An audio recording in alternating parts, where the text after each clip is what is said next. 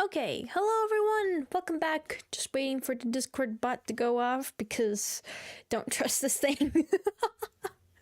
I have lost all faith in my Discord bot, okay? So I'm just gonna wait for it to go off and then we'll be good. I made an announcement, right, about the stream happening. I need to confirm that. Okay, YouTube went off. Did I make an announcement? I did. Okay, good. I was worried for a second that I did not make an announcement. It's fine. But anyways, hello everybody. Welcome back. I'm waiting for Discord bot to be good. Took 2 minutes last time. Please go off. Please. Alright, it's still not going off. But anyways, I'm gonna say hello and then we'll wait and give it a bit longer and then hopefully it'll go off. But hello, Fox Tonight. Hello, Espresso Coffee. Welcome. So last time we left off with the we are doing, I keep wanting to call it genocide route, but it's not genocide route, it's Snowgrave. I forgot its name for a second. Yes, I know it's in the title, but look, I schedule these streams way before I actually do the stream, okay? There it went! I see it. Precious little thing actually went off. Yay. Okay, so, but we left off. We are now locked into the Snowgrave route. I don't know how much longer we have for this route. So this might either be a pretty short stream or a pretty long stream. Not too sure, but we'll see what's happening. Sorry, I just realized that my chair was broken. No, my good old chair I've had since the beginning. Its arm is all wobbly. I need to make sure it doesn't squeak. Okay, anyways. Hello, Homesickle Bread Slice, welcome. Let's go ahead and switch it over to the game. So, I believe this is our save file.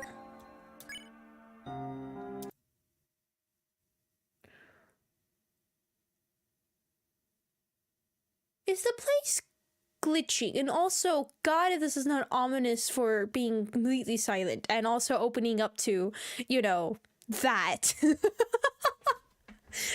in case I wasn't sure that this was the last save. I think this definitely for sure is. Also there is no sound, so I can't tell how volume is. It's hard to see into the ice. God, I kind of forgot about this. Okay. No. Let's walk away from it. Never happened. Let's ignore all the things that happened. Hello, Ethan. Welcome. Alright, so now we are officially locked in from what I know. So hopefully I don't mess anything else up and we are clear to go. Free and blind to completely everything. I've always been good. No, I actually never noticed. Look, I have been too focused on other things. And when I finally have a second when there is silence and to take in the entire place, I'm sure it's fine. It's going to reflect all the projectiles like that. I don't know. Yeah, right. It's the greatest defense ever. Also, I forgot I had auto run on. I was all holding shift. I'm like, why am I walking slower? Ooh. Is this where I go? This looks different. I guess this is where I go. It's a manhole. There's a ladder leading inside. Enter it. What happens if I go back? What happens if I go back? Anything happen if I go back? Is he not frozen anymore? Maybe? Also, I'm still curious as to why, like, strafing makes you go faster. Was there ever an explanation as to why that was the case? Is this pointless going all the way back? Am I wasting time? Yep. Look, I just wanted to say if something would be different. And everyone's locked in. Exactly! See? Exactly. Isn't death the true freedom? I mean, he's completely fine. Don't worry about it. Definitely not dead. No mortar happening now. It's a manhole. There's a ladder leading inside. Enter it? Yes. I forgot I read that. You climbed into the manhole. Alright.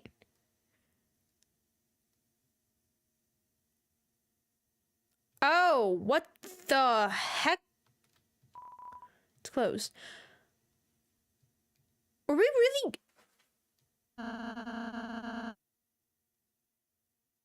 Interesting. Is there supposed to be no music? Is there supposed to be no music? I'm assuming there's supposed to be no music, right? There's no music. I would assume that's fine. Looks like we finally found the fountain. Yeah, but where the hell is Chris? I'm right here. Chris, I'm here. Hello, nice to see you. What's going on? You go up and make a stream. Such a bad service. No, I'm sorry, Electro. Have fun with your concert. Have fun. Thank you for coming to say hello. Where the hell were you? Mortar. But you don't need to worry about that. We were searching everywhere for you. Even Susie was worried. Huh? No, I wasn't. Just, you know, tell us if you're gonna... This is loud in my ears. I'm trying to make sure it's not too loud in your guys' ears. Just, you know, tell us if you're gonna... Hey, Chris, you, okay? You look kinda... Aw, Chris, if you're hurt, Susie can heal you.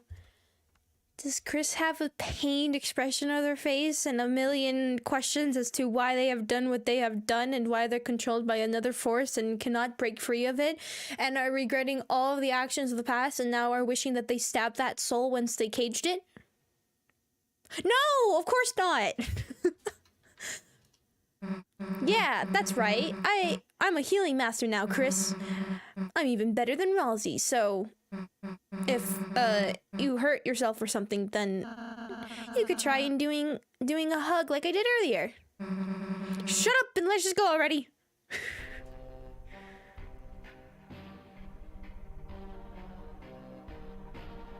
This music is different. Oh, this music is different.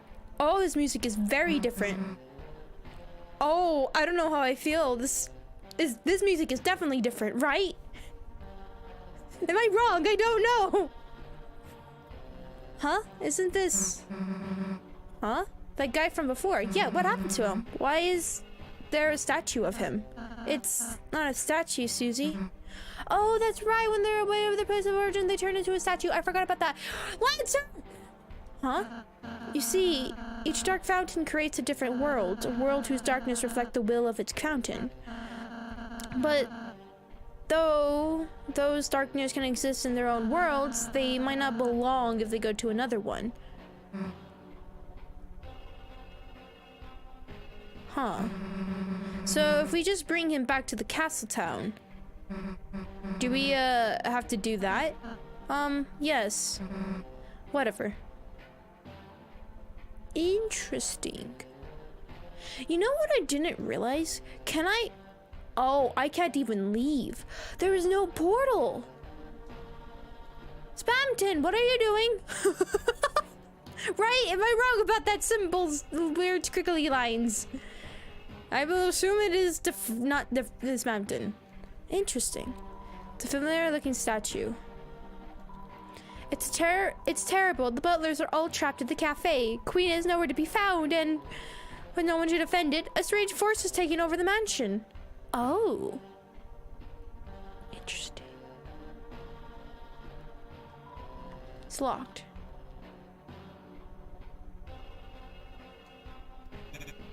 Whoa, you saucy little sponge, you. Don't barge in when a man is changing forms. Wait. 1 second. Is that my esteemed customer?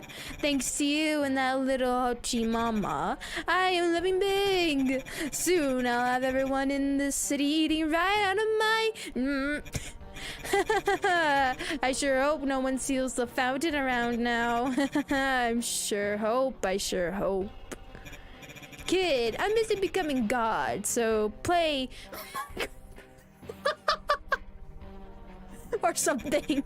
It's not my job to be some kid's extra boss. Ooh, nice. I like that. So I can't fight Spamton in this run, which is... Did I say that strangely? Nope, I will assume I said it right. So that's interesting that you don't actually get to fight him in this run. I would have assumed you could. Well, I say that for now. I could be wrong later on. Interesting. Books anything? It's a cybernetic bookshelf. There's a book here about shortcuts that open up later. Whoa, that sound sounds very familiar, but what do I remember that sound from? I remember that from a game, but I can't remember what game. What is it from? Oh, what is that game? What is that game? I don't remember. I know there's probably, I'm sure that sound effect is probably used in a bunch of different games, but there's a game I used to play all the time, and that's the sound effect sounds so familiar. Ah! I can't kill you, can I? I just realized that. Deltarune. No, that's not what I meant.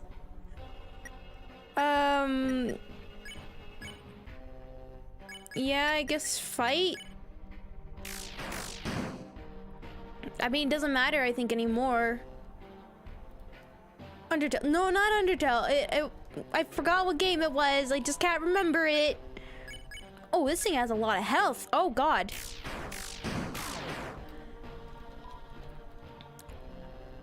Woo! Oh! Excuse you! Ow!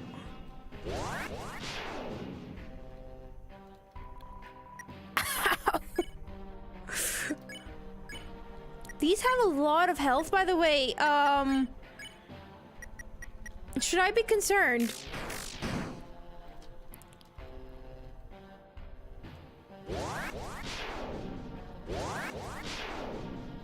Ow! God, I keep getting killed!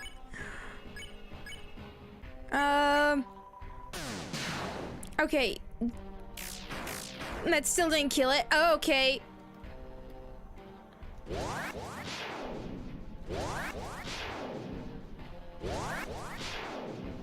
Oh, ow! I ran right into it! Mercy. No, don't. Heal yourself. Well, that didn't kill it still. God, this thing has so much health. Woo!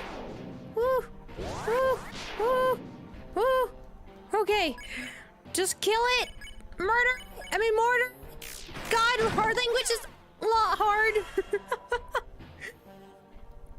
Hello, Bridget Life. Hello, Spaptid. Look, that's a fleece sound. Yeah, but there's another game that I just can't remember that I used to play, and I remember that sound effect was probably not the same exact sound effect, but it's very similar, and I just can't remember it.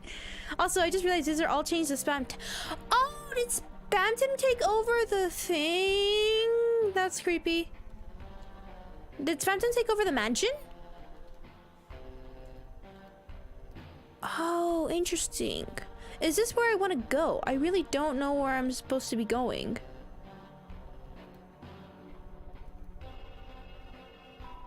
Closed. Okay, no, they don't seem to be here. That says something. Left shortcut to first floor. Thank you. Thank you, I appreciate it. So where am I? Okay, so I'm here. So what's over here before I go that way? Never mind. Look by. I didn't even realize there's all this stuff in the background. It wasn't there to begin with. Oh my god, I really, God, I don't remember this part of the first playthrough. Don't worry about it. It's fine. Interesting. Okay, so this is where I'm going. No, don't tell me I have to fight Spamtoon again. I got super lucky on that fight. No. Oh, what is this? Oh, it's like his little things. Oh god, they're gonna be powerful, aren't they? I should have saved. Oh, oh, okay. Who won? Don't touch him. Got it. Don't touch him. Don't touch him. Don't touch him. Don't touch him. Whoa, whoa, whoa, whoa, whoa. Okay, next time, just defend!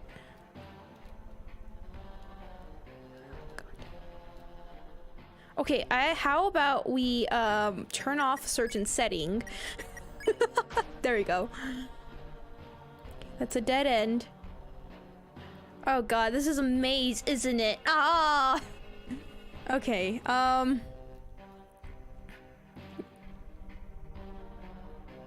okay, so where exactly are we going? That's another dead end.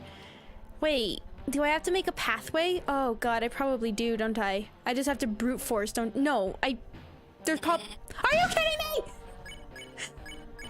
Oh, just defend. It doesn't matter, I think. Maybe defense is just what I want to do. Ah! Some of them! Ah! Okay, they do. Okay, so... Oh god, I do have to clear a pathway, don't I?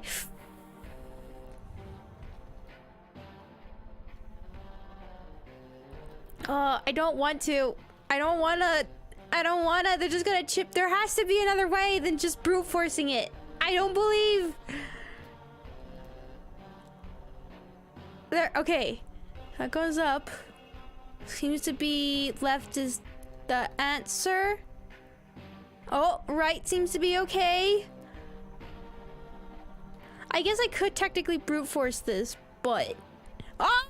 Who chose the correct path? There was probably something on the left, wasn't there? Do I risk it? Do I risk it? Is there something that I need to know? I need to know. Curiosity. Ah!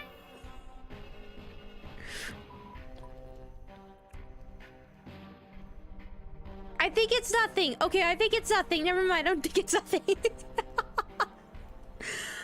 Oh god, I was looking at chat. Hold on. I'm also getting a sip of my drink.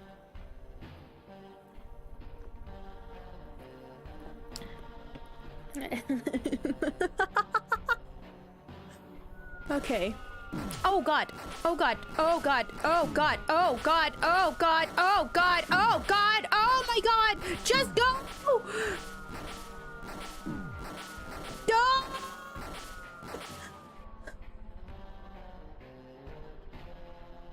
No! Why is there so many? Oh, I have to go that way! Should I eat an item? Cause, ow! 80... Tastes like marshmallow. Eat it. Ow!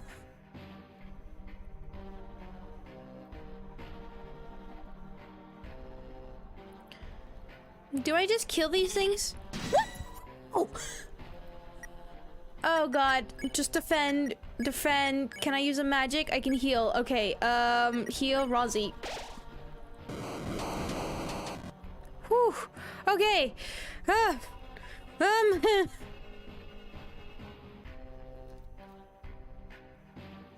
so many of these things! Whoa! I'm hiding! You can't do that! Heal Chris. I remember you healing, doing a lot more. I think you had a different scarf.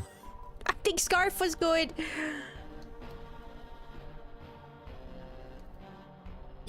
How? I am hiding in the corner. Do they just attack? It doesn't matter. I feel like they just attack and it doesn't matter if I'm hiding or not. Wrong one. Heal. Susie. Ow, ow, I would have ran into that one too.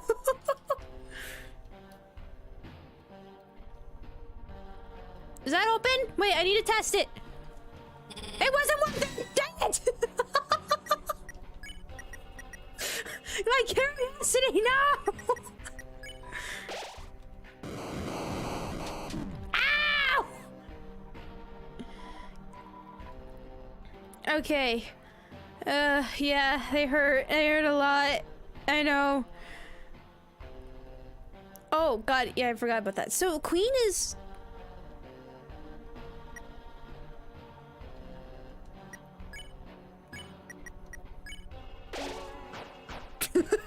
Just to confirm real quick. Alright. Kill her first. God, they're probably gonna be strong, huh? Oh god. Oh god. Oh my god. Okay, they're really strong is what I'm figuring out.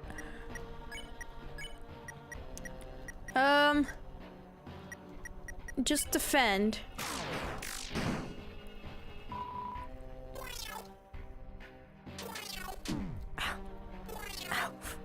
Ow, ow, ow, ow, ow, ow, ow. Root Buster, kill this thing! Defend!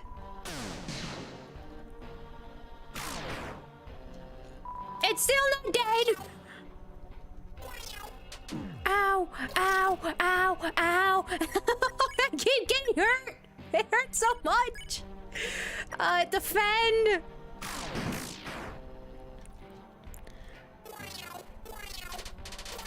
Oh! Oh, stop hurting! Okay, and then, no, we will just attack you just in case, and I can't think. Okay, we're fine. Okay. Okay, these I can handle. These I can handle. These I can handle. These are now dead. They are so dead. They are just dead and we'll be fine. Heal. I should have just given you. I need to give you the scarf for the thing. Oh! You are about to be murdered and all will be well. Just ow. There we go. Oh. She's trying to catch their attack shot. Oh no. Oh no. Wait. No. I need to save. Oh.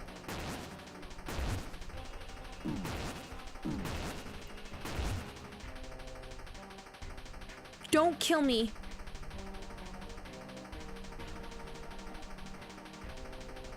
Oh, thank goodness. Oh, I thank you so much. Please let there be a save somewhere, anywhere. Why is there no save? Save! Okay. I will kill you now, because I want to. I don't know why I want to, but I do. Hello, Subback, welcome. Hello, Summer, welcome. Okay, about... It's fine, don't worry. Doesn't think about it.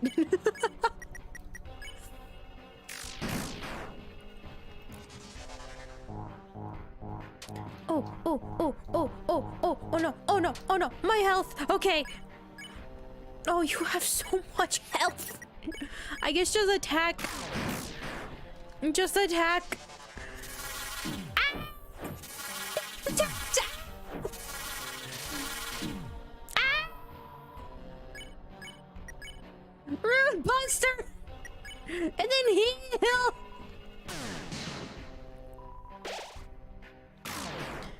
There we go. Do I need to kill all this? You can save your game, but you can't save yourself.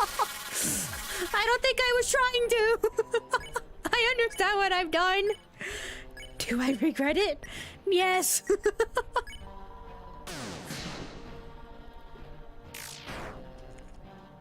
That was tiny damage. Oh god, oh god, oh god, oh god, oh god, oh god, oh god, oh god. I can't tell what's happening. Ow. Attack. It's gonna die. It will die. Susie. It's still not dead? Excuse you? That's supposed to... Ow! That's supposed to be the words for death. Okay, now it's gonna die. Give me money. I don't even know if money's gonna do anything for me, but it will.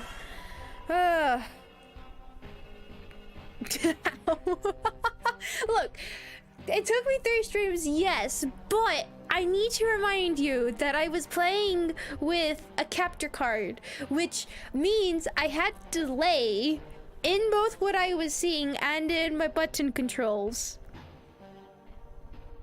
And I was at the time playing with the controller, and then I did keyboard, okay? With a drifting controller. Look! And I beat Spamton technically first real try. Not that Spamton was harder than Sans. I think Sans was probably the hardest. Oh!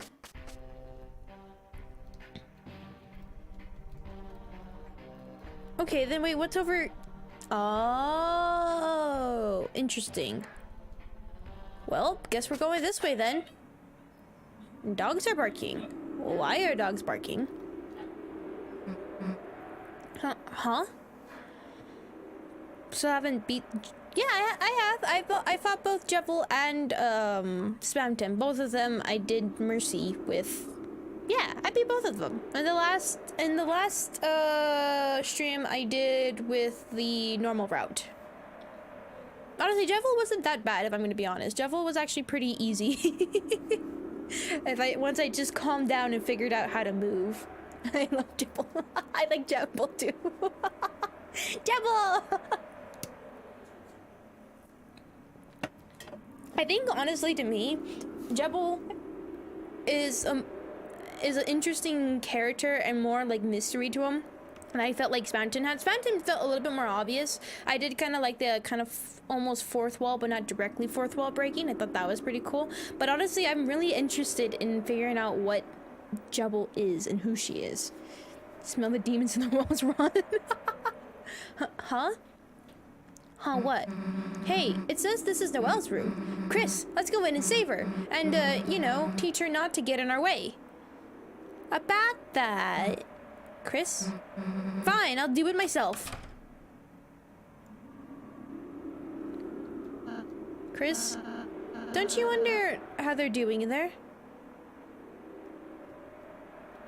I said, don't you wonder how Noelle and Susie are doing?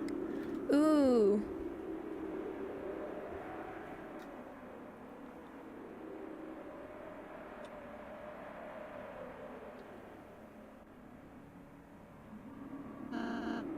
You're right, Chris. It has only been 30 seconds. Interesting. I'll wait a minute first. Ooh, that's interesting. Alright, let's go. Huh? Wait. We were supposed to... Hey, let's go. Oh, wait, Susie. What, happened in there? What do you mean, what happened? In there, with Noelle. Nothing. Nothing? Nothing at all? Just told her everything is a dream. Now she's feeling better. Anything else? No, and let's go. Psst. I'll tell you later, Chris. Hey! Oh well, as long as Susie's happy, right? Interesting.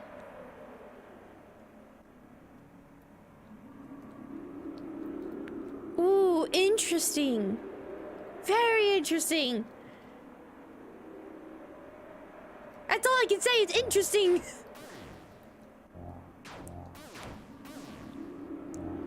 So wait, are we not about to see Queen anymore? No, I like Queen. I stupidly walked into that.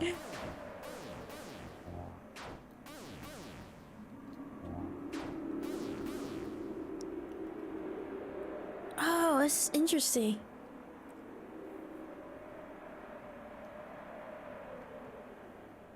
Why is there no save?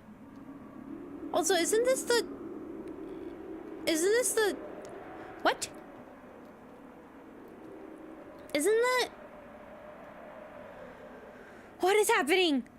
Isn't this the... What is happening? And also, where's our save?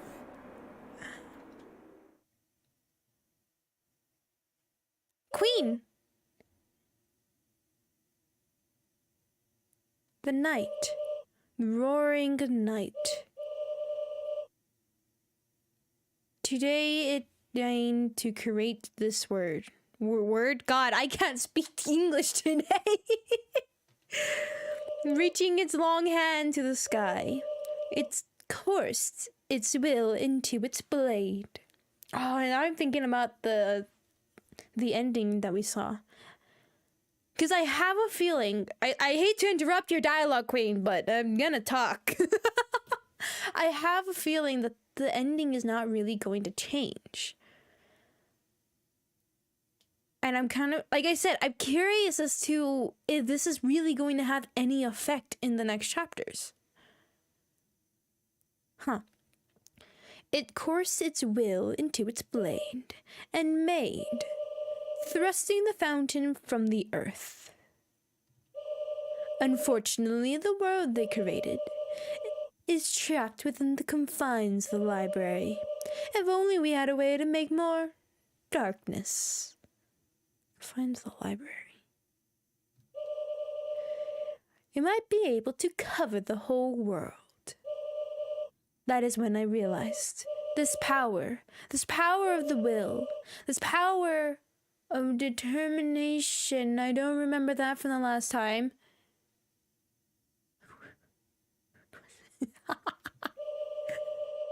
Is this not something that all lightners possess?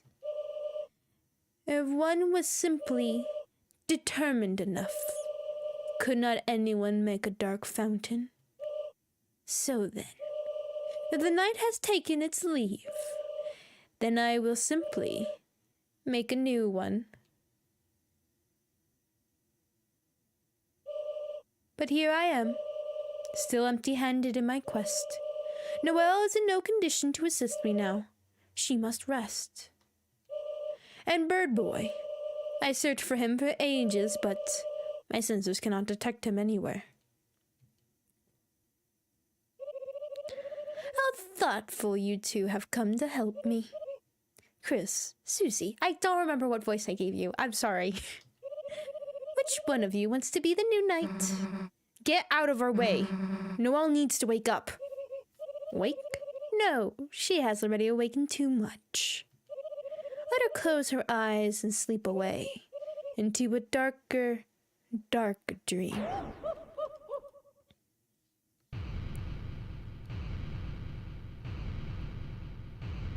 Oh, really? Did we get to just fight you?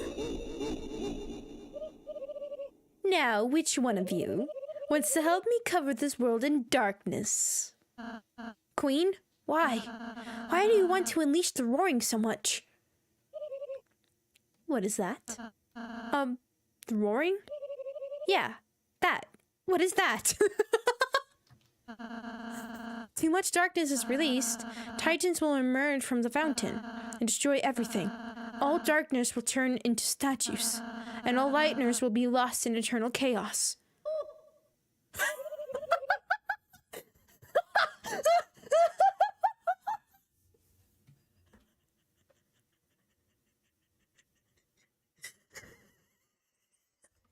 Sorry. I honestly wasn't expecting this. I thought this was gonna be serious. Holy circuits, are you serious? You really didn't know that? No!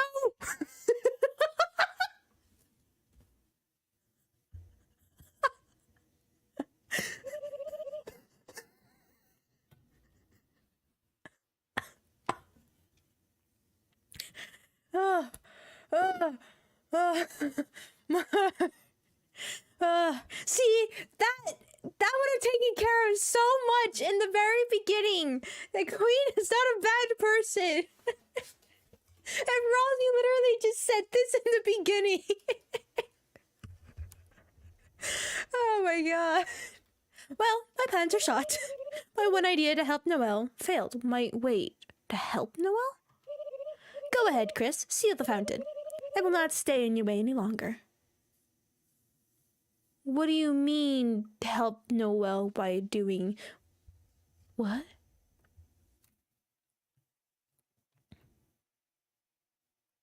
Really? I thought you did mention, unless I'm getting it confused with something else that Rosie said earlier in the previous route. Huh. Wait a second, I just realized what we did at the end of the chapter. Huh, interesting. Hello. Oh, interesting. Interesting.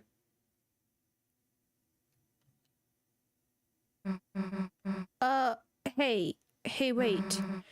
You don't have to, I mean, doesn't have to be goodbye, you know? Error, I have no idea what you're talking about. We have our own dark world. You can stay there, you know? Who knows? Maybe someday you'll even get to meet Noelle again? Really? maybe? Fatal exception sweet is oh hell yeah .exe. Susie, I knew you were a nice girl. Hey, I'm just... Chris, go to the fountain! I'm gonna go see Noelle before you do. Chris, I'll tell Queen about our town.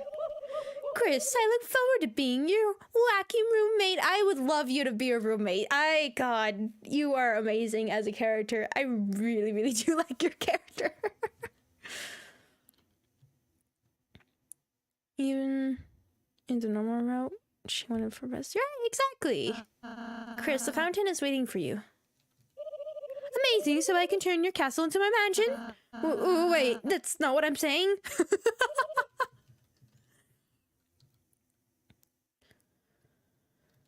I'm curious if I... No, I forgot to check on Lancer. Her sharp shadow moves like water in the hand. You have collected one. Why do I have a shadow crystal? A stone statue. Strangely, it looks like Lancer. So I just realized something real quick before we move on. Is that defeating Jebel... That's Jebel's new name. Jebel, okay? I really like it. Defeating Jebel, I believe, gave us a shadow crystal. In this route, you can't get the shadow crystal, right? Because you can't fight Spamton. And Spamton, I believe, gives you the second one. And assuming an idea what these are might be pretty important. And whether they would change anything, I don't know. Or if they would unlock anything that maybe would help in later chapters. I don't know, it's just something I realized that you can't... As far as I know right now, who knows? Maybe at the end, but I'm just gonna be like, hey, you need to fight me! And then all of a sudden I'll get a shadow crystal and then nothing else I just said mattered. But, just something I thought was interesting. Because honestly, you don't have to fight these bosses. And so, I wonder if they will do anything to begin with. A stone statue, stranger looks like Lancer. I'm sorry, Lancer boy. I feel so bad. The original Starwalker. Okay, what I was trying to do was to call. Try to call on the cell phone.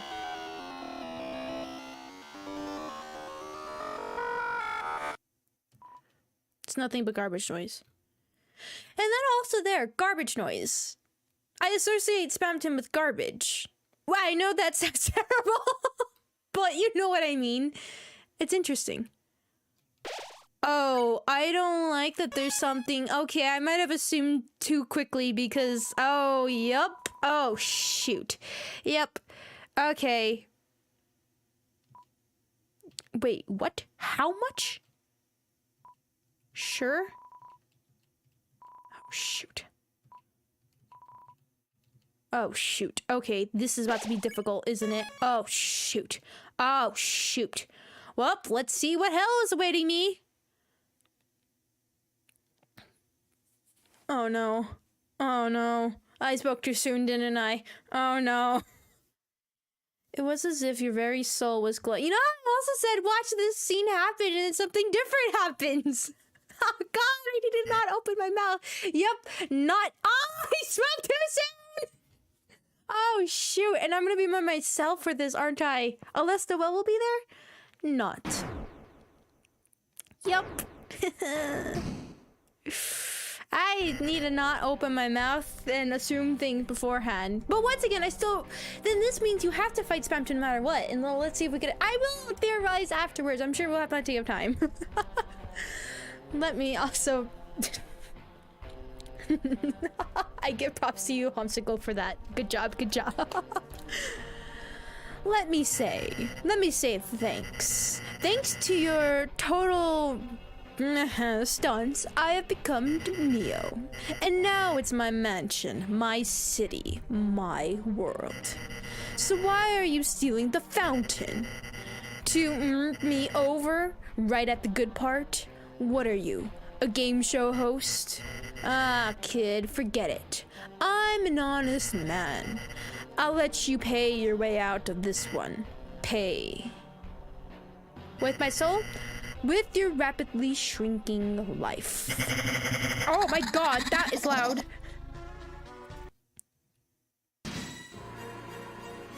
Oh shoot, this is gonna be hard. Oh god, this is gonna be difficult. What can I even do? X slash, physical damage, heals. Okay. Oh, this is gonna be difficult. Sleeping at the bottom of a dumpster. I forgot about this. Oh god. Oh god. Oh, I'm gonna die. Oh, I'm gonna die. I'm gonna die. That's just it. Press Z to I know. Oh, this is gonna be difficult.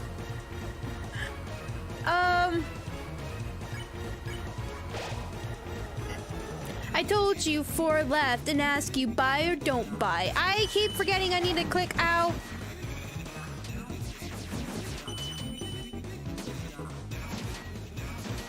Oh god, I should have known there was going to be a difficult part. I should have known.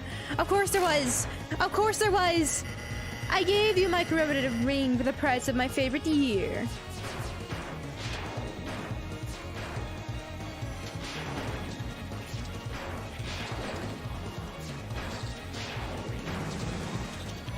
Oh god.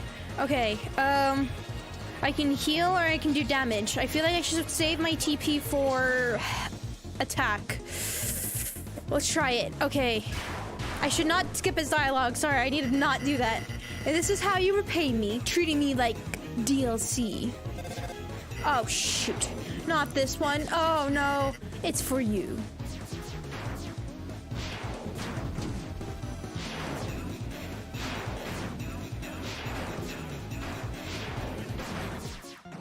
Ah, dang it! God, I knew it! Oh, this is gonna be tough! Okay, did I take Noelle's armor? Please tell me I did. Continue. And no even dialogue for that one too. Interesting. Oh god, this is... Why did I spawn all the way down here? Sure, I'm gonna need all I can get. Real quick. Okay, I do.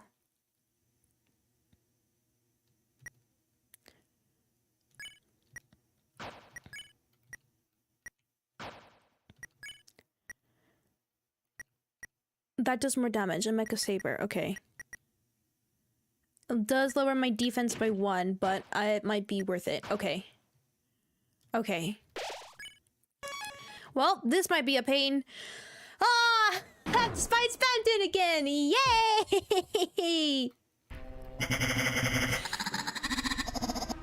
God, you're loud. I don't know why. Okay. Alright, we're gonna be here for a bit. I remember when you were just a lost little sponge sleeping at the bottom of a dumpster. Okay.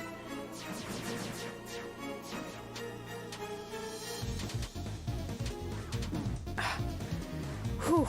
Okay. Okay. I told you. Oh god, I skipped it again. I did not skip it. I'm so used to doing that.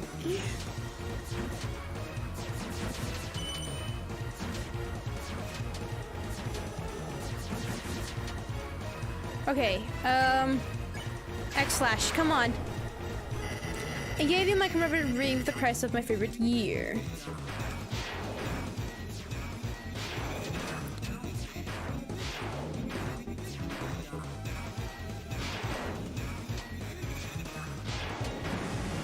Okay. Just need to focus. And this is how you repay me, treating me like DLC. Okay. Oh, here we go with this. All right.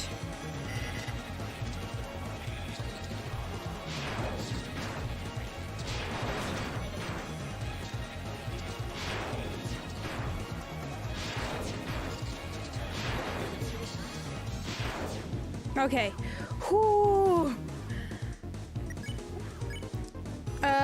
Let's just save that for now, in case I need it. No, I get it. It's you and that Hochi Mama. You've been making, haven't you?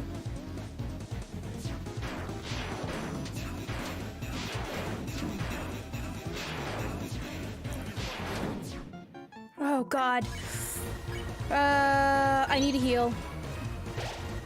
I need a heal. You've been making hyperlink blocked, and now that you have your own supply, you don't need me.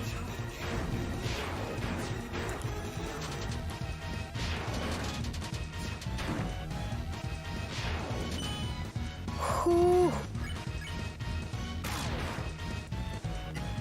I was too trusting, too honest. I've always been a man of the peepees, a real peepees person.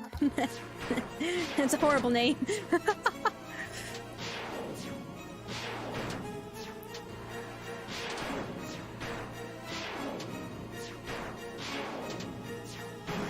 Oh god, dang it. I'm gonna use an item instead.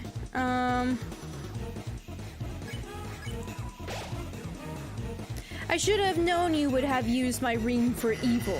Oh right, that's why I sold it to you. Why? Why? If I'm so bad, why? Oh god.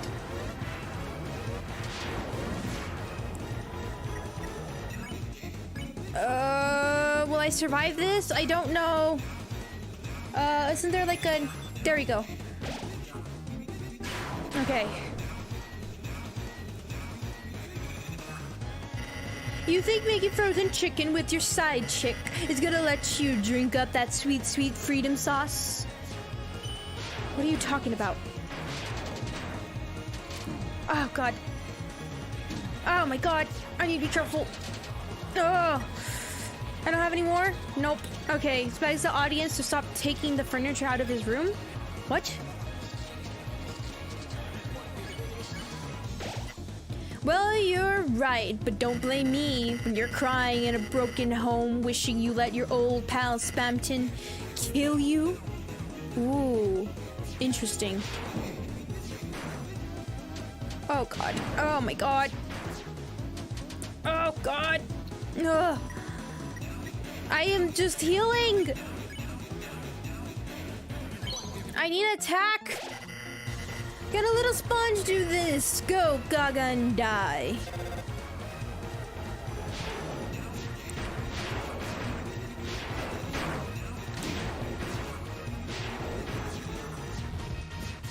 No! Shoot! No, God, I'm gonna die. No! Heal! God, I would love to attack. No, I feel sick.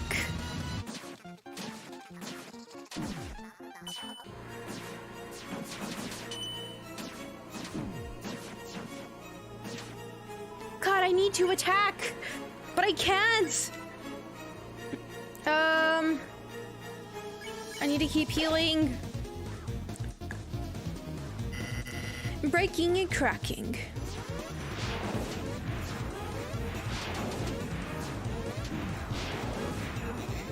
Oh my god. Just attack, I guess. I already did F1, which is the problem. No, I feel sick.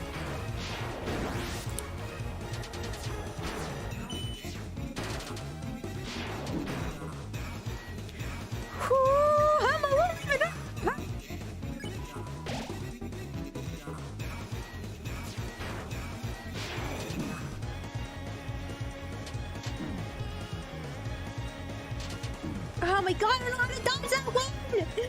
I would like to do anything except healing!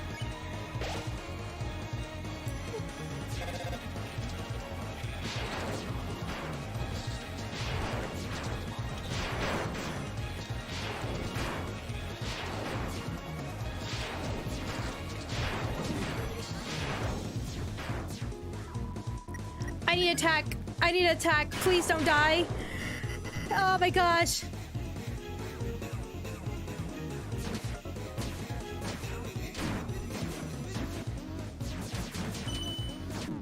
No! Oh,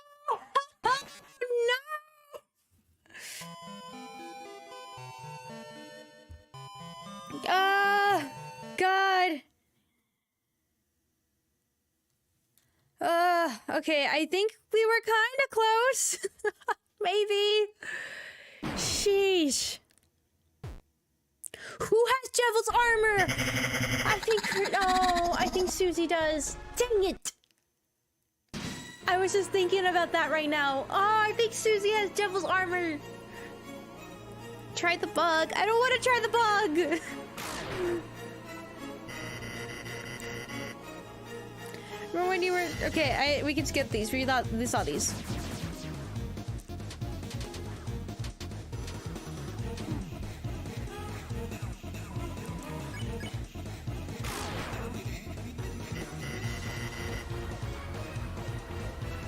Maybe I want to defend every single time and then just gather up TP.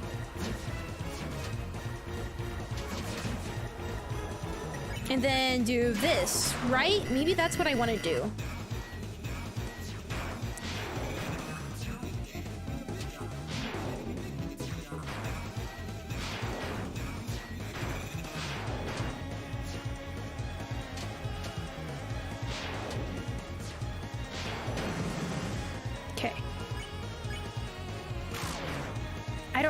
But I don't know.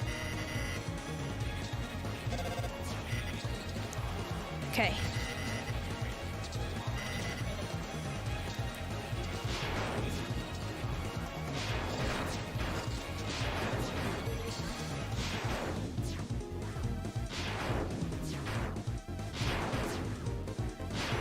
Whew.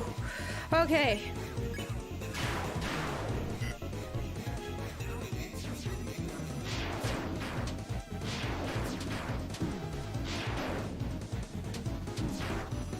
Dang it.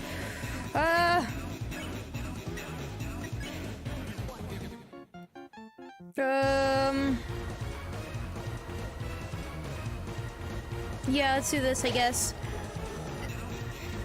Come on.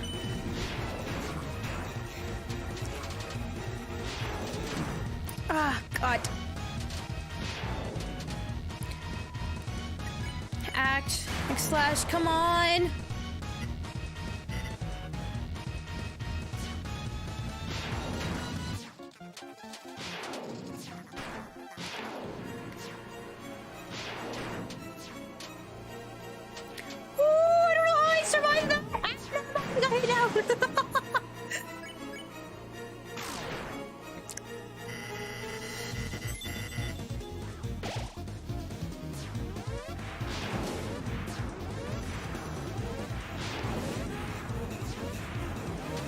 Oh, God. Whew. Come on.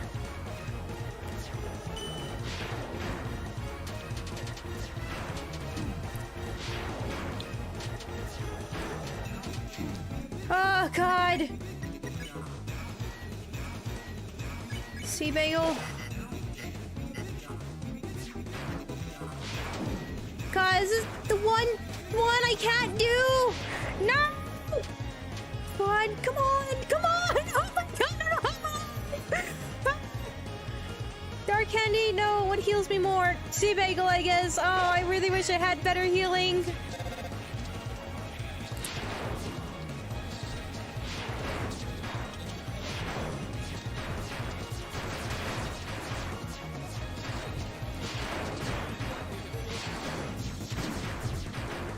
Oh, God.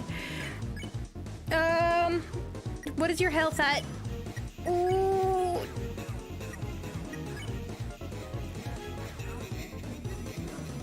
Just heal.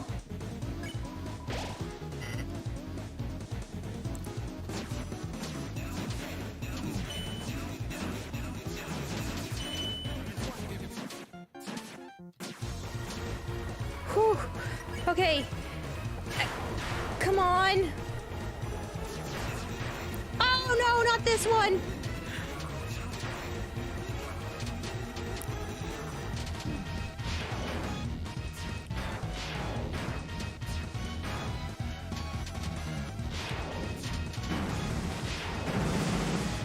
Whew.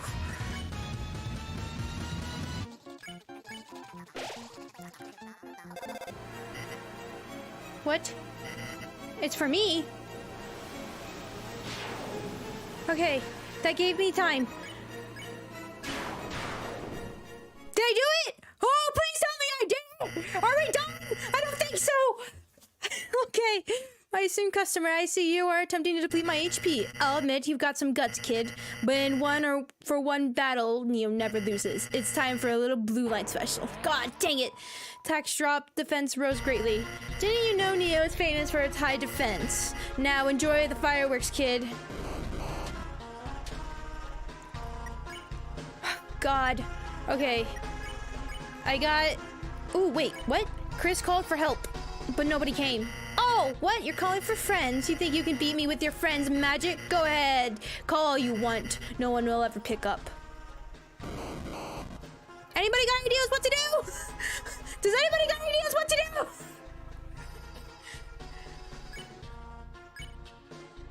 Do I keep calling? Because I'm sure I can't damage him, right? Oh no. Oh no. Oh no. Nobody came. Scream into the receiver. The voice runs out eventually. Your voice, their voice. Until you realize you are all alone. Ow! Ow! Ow! Ow! Ow! Chris called for help, but nobody came. God, there will be no more miracles, no more magic. You lost it when you tried to see too far. You lost it. Oh, God. She's chipping away at my health. Called for help, but nobody came. You make me sick, muttering your lost friend's name at the bottom of a dumpster. No one's gonna help you. Get that through your beautiful head, you little worm. Woo! Okay.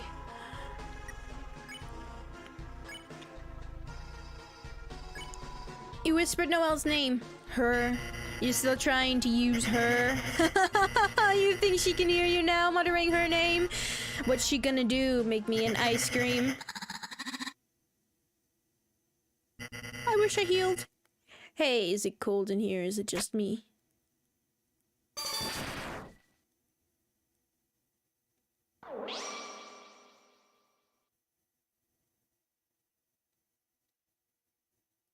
Call for your friends? Okay, I was right about... Okay, thank you for... My eyes!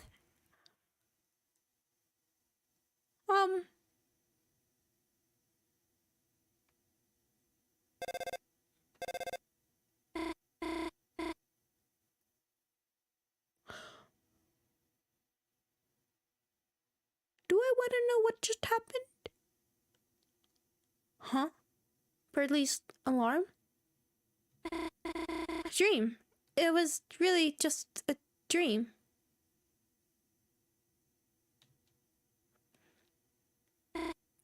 Susie! Susie, what are you doing here?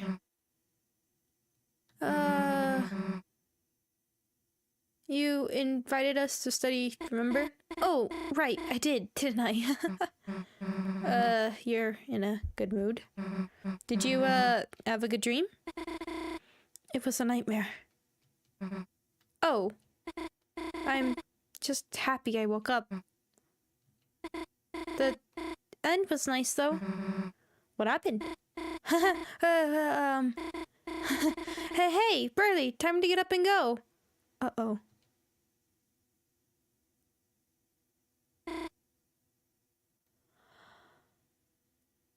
I might have froze the chicken. Bridley?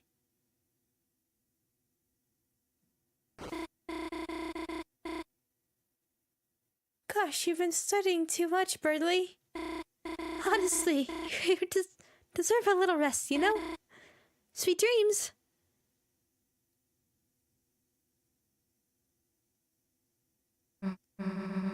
What are you doing? You don't have a tail, do you, Susie? Huh? No way, of course not. Really? That's great.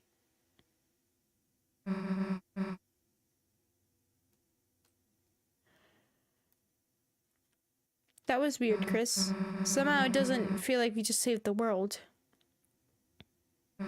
Chris, hey, wait a sec. Chris, we just actually saved the world, didn't we?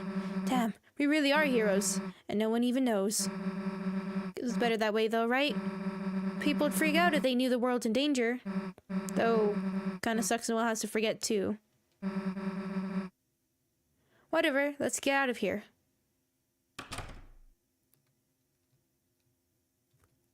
Why is the chicken not moving? He doesn't seem to be awake.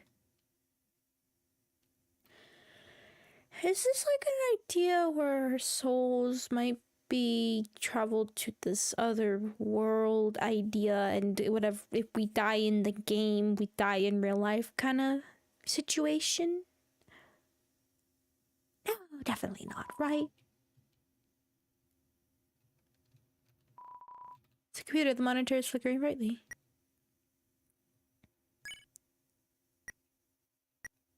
Glass. There's a small shred of something in your pocket. It feels like glass, but... I'm poor. I see. Hi, honey. How was your project? I can give you a ride home in a minute. I'm just... Oh, no need. You're still spending time with your friend. Have fun.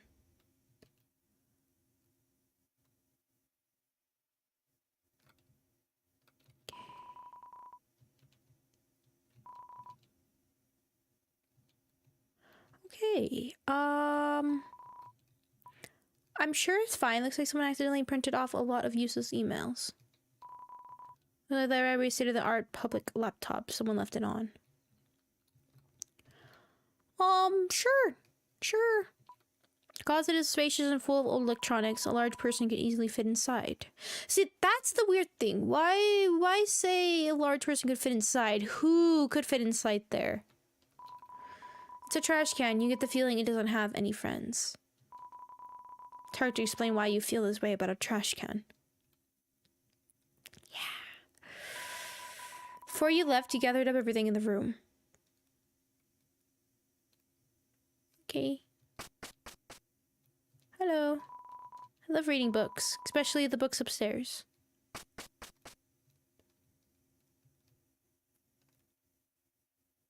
And everything seems to be fine. Besides, you know, Chicken Man. But Chicken Man's gonna be fine, I'm sure. Man, it got late, didn't it? Guess you should go home, huh? Alright, you don't have to say it. So is this gonna be the same? Don't wanna walk home by yourself, huh? Well, if you're gonna make me, I guess. Let's go. Is everything literally just the same? Oh, I don't know if I want to go to the hospital. You're gonna make an appointment? Nah, just here to hang out. I see. Oh, Chris, you can play the piano? Play. I almost thought you were serious for a second. What is that look? Okay. I don't know if I want to go in here. You're... Looks like she's resting her. Okay. I was just like, wait, hold on. Okay. Hello. Silver Drake, huh? That's a new one. Alright. What's the plan, honey? God, the music, just to me, got louder all of a sudden. Looks to be good on your guys' side. Alright. What's the plan, honey? Maybe we could try Ice Shock? Ice on the Ice Palace boss? Don't you want to try Fire Shock or something? Huh? Yeah, you're right. Here, how about letting me control for a bit? No, I'll control it myself. Not like you to be a controller hog, honey. You feeling alright? Huh? Me? Of course. I'm fine, Dad. I just fell asleep in the library and, you know, just had a weird dream. Noelle, I knew that bird brain puts you to sleep. What'd he do? Start lecturing you on his theorem of the inequality in children's fighter games? No, he fell asleep too. Wow, he even put himself to sleep? Yeah, I guess so. Well, sounds like you've been hitting the books too hard. Why don't you go home and hibernate? I'll see you tomorrow at church. Dad, are you gonna be okay to go? Of course! You take it easy, honey. Okay then, yeah. I'll go home and rest. See you tomorrow, honey. Bye, Dad. Love you. Chris! Chris, what are you doing here? Hell if I know. Susie? Oh, this is Susie. Susie, nice. Heard a lot about you. You, have? Cool. Think I have to go now. Susie, huh? Yeah. Lay a finger on her and I'll kick your butt. Huh? Just kidding. Well, kind of kidding. Interesting. So, why do you collect creepy dolls? Hey, Noelle's sister? Checking the sink. That's what I'm asking, sweetheart. Sorry, I used up a lot of my energy just now. Probably not gonna be very fun to talk to. Thanks for visiting, though. And you too, Susie. Current situation? Seems like I need some more tests, so just gotta wait it out. Okay, this is the same. Besides, your dad ain't much without his main man. Noelle? Look, Chris, can't say much, but Noelle might look like she has it all. But her mother, you know. Love her, but she's tough on her. Normally, I balance it all out, but I can't do much when I'm not there. But I'm gonna get better. I have to. Susie? Chris, she's a nice girl. How are you taking her here for? Take her to the movies. Okay, that's the same. I'm messing with you. It's Chris' dad did. Not gonna try to understand this. Interesting. Hey, Susie, mind if I have a word with you for a sec? Oh. Guess I'll be a sec, Chris. Oh, interesting.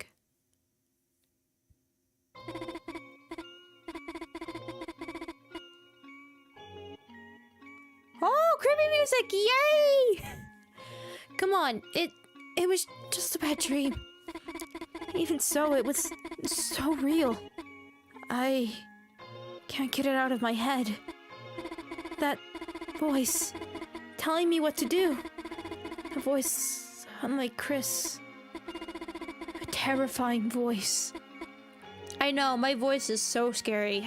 I spook my own self with it. Chris, recently, there's been something different about them.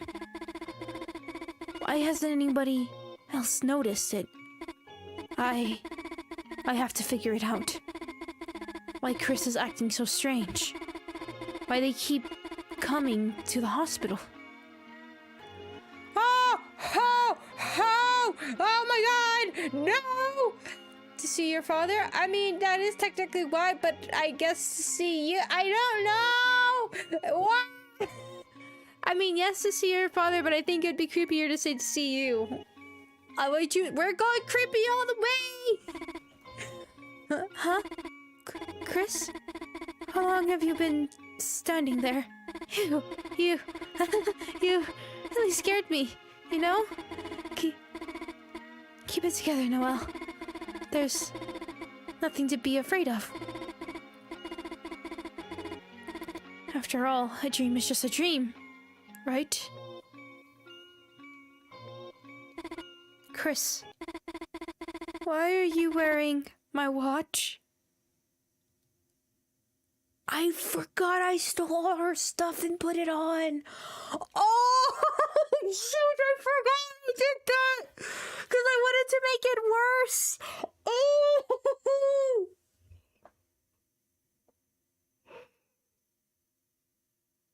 Hello, Fancy the Gamer. Yes, this is my first Snowgrave. Oh my god, I forgot I did that. Oh, I forgot I did that. It's fine, don't freak out. Oh. When did you...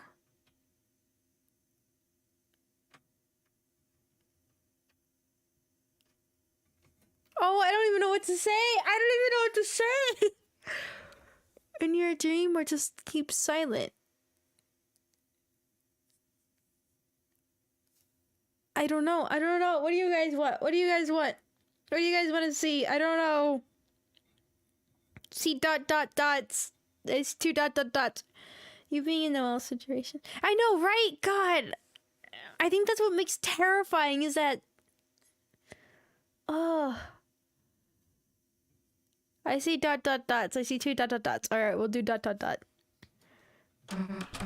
Hey, Chris, let's beat it already.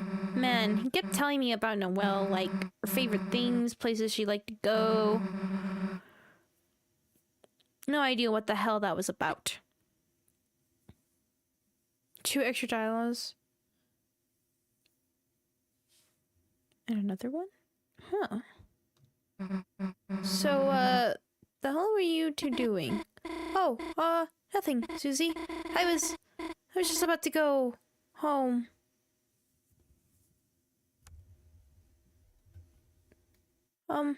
See you.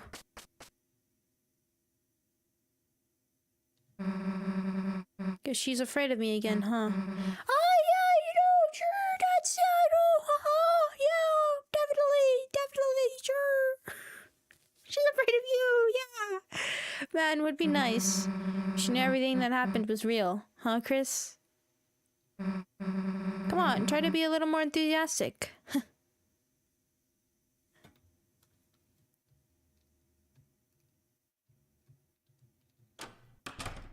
Oh, that's interesting.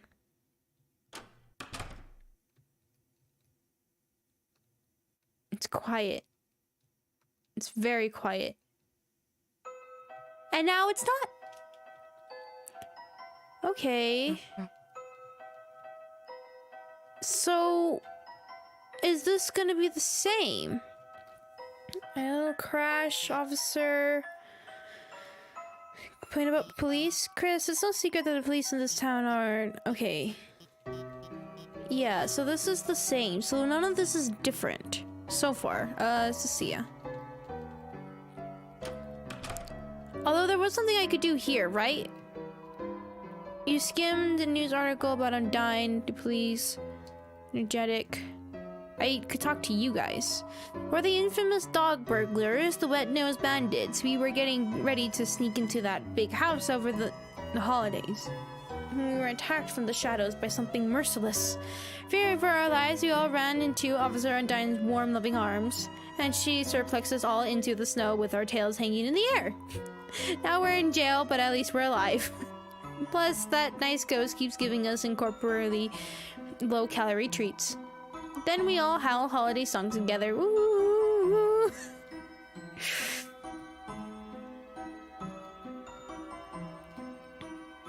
Can't do anything with the key.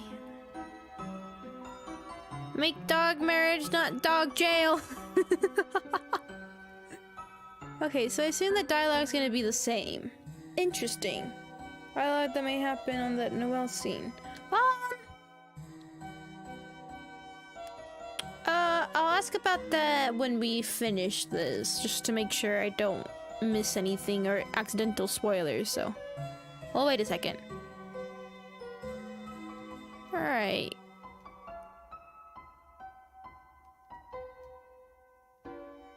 So, anything here? The door is locked. Oh, I can go back. Ooh. Okay, is there gonna be something different here then? Probably not. So this is your castle town. It's magnificent. Population density is so wonderfully low. Ah, this is different. I bet the Swatchlings will love this. Where are the Swatchlings anyhow? Or task manager? Or even regular task? Hey, Chris, where is everyone else? Ooh.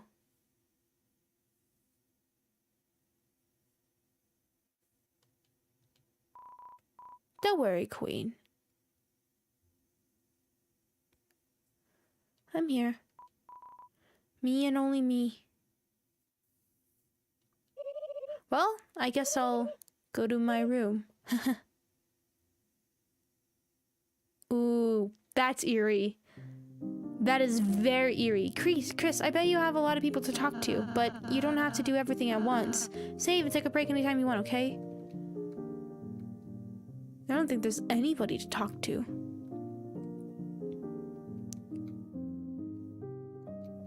So what happens if I go... Let's see if we go back downstairs. I'm curious to talk to the other guy. What he will say. Ooh. Talk to you. Huh. You left them behind, didn't you? Just as you left us. Be gone. I think that's about the same that he said last time. I mean, nobody should be here at all because I've killed them. Rosie will soon set up .exe in my room for me upstairs. Do not worry. I have a long spreadsheet of demands ready. Though, even if I have an awesome room, I will be there to force to enjoy it. I wonder how Noelle is doing now. Huh. Interesting. Door is locked. Oh, I nearly forgot. This is where I cook. You cook everything in a giant witch's pot?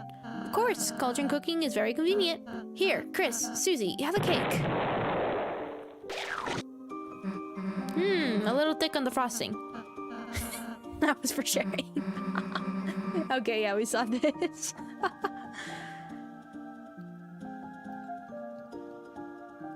This is interesting. So this part is even different. Okay, so what do you have to say over here? Anything? There's a hole in the wall. There's nothing inside. Okay, nothing about the hole in the wall. Okay, fine. Anything maybe over here?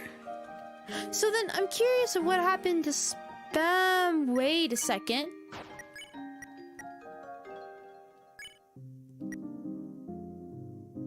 So I do have a shadow crystal. In a way, you're forced to get the second shadow crystal if you do this route. Interesting.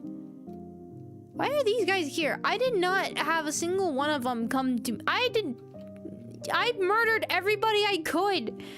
If you recruit enough fans for us, we might be able to make our own music shop again. Hey, might even give you a discount.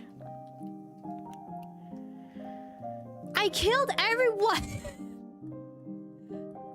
Interesting. Okay.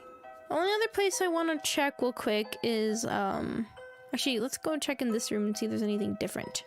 I want to go check the grave area and see if there's something different there.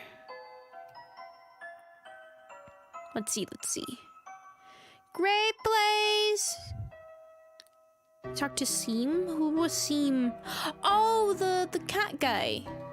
That might have... Okay, yeah, we'll try that. Oh, I'm sorry. You're looking for the mayor? Sorry, okay. Festival. Who the heck are you? Having a wide open space is great for us kids. Sometimes it's good to get you freak out. Okay, so those guys I remember. What's over down this way? Oh, wait. Isn't this where I get insulted? I wonder if Susie will still defend me.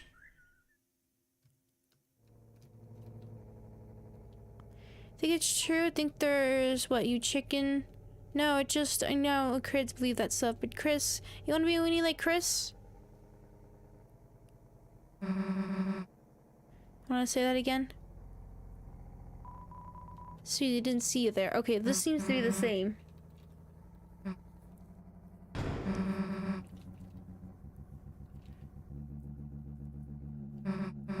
You okay, Chris? Sorry, my eyeball was itchy. What do I do with this place? Well, you don't gotta talk about it. It's locked. Okay, so nothing seems to be happening with that. What if actually, I'm curious, what if I make a phone call by this? I don't think I tried that last time. Phone call now. Phone, yes. So it's just Toria that answers. Interesting. Weird. Wee! Wee! I'm so good at running sideways. I'm actually just normally walking with a friend or somebody and then just tripping left, tripping right, tripping left. Sorry. Do you have anything to say? Do you seek something from me? Person. In a few years, famous recently. Chris, it's a shame you were not able to have him as a teacher. Okay, so... And if I walk away... No dialogue. Maybe I need to go through all your dialogue before I can walk away. Hold on. Yes, Asriel. And then... Hammer... Turned into story means to entertain his children. Story created for such a simple purpose could blossom into such a wonderful, world-changing thing. That is majesty of words, Chris. My father was blessed to have such a talent for writing. Nothing. Okay. You heard Alvin mumbling to himself as you walked away. Are you proud of me, father? And is it right for this hammer to... Okay. Wee! Okay. Let's go chat with Seam real quick. I know we're backtracking, but I go see if maybe you're right. Seam might have something different to say. Because other than that, I don't think there's really any other character that really talks about anything. I could talk to the trash can and see maybe the trash can has something to say. But interaction with the queen is very different. Seam isn't here. Talk. What is that? It appears you have a shadow crystal. Fortunately, I believe that you are missing one from your previous adventures. But are you sure? Are you sure you didn't defeat that clown? Perhaps you just haven't remembered that you had yet. That's right. As long as you ever defeated that enemy in the past, then perhaps even now that crystal might turn out somewhere close. Perhaps. The shadow crystal. You found it. You can't see it, so perhaps you didn't notice. Didn't you defeat him? Didn't you defeat Jebel? You mean Jebel. Here, I'll take that crystal. Now you have collected 2 of them. Huzzah. Yeah, I collected 2 shadow crystals, but I don't let your guard down. I feel your next opponent may be... In reality, it may be impossible to win.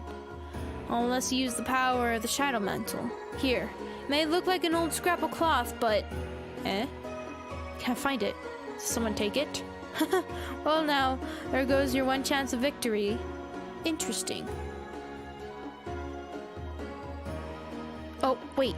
You collected 2 shadow crystals. Unfortunately, without the shadow mantle, at 2 you remain. Fate is approaching, and it is not on your side. Fate! I'm sorry! Fate is approaching! You're telling me about fate. Excuse you? Do you know who I am? Do you? I guess you're looking at Crystal. It's probably like, I hear another voice yelling at me, but I don't know why or where it's coming from. Okay, so he didn't really seem to have anything different to say other than just the shadow crystals, which now, hey, makes sense with the shadow crystal. So Snowgrave, besides Jebel, you don't need to fight Jebel. So nothing seems to force you to fight Jebel, but the shadow crystals actually have something to do with shadow mantle. Interesting. So, and this route forces you to fight Spamton. You have to fight Spamton whether you like it or not.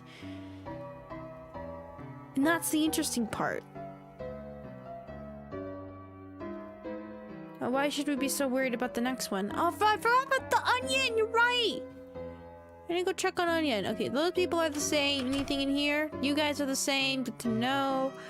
You people the same? Whoa, you want to go in there? Okay. Alright, everybody's the same in there. Set up for a really, really funny job. Okay. Do you have anything to say? Occupation, see brother, nothing. Okay, so you don't really have anything to say, which is interesting. And I can't go behind the house because of you.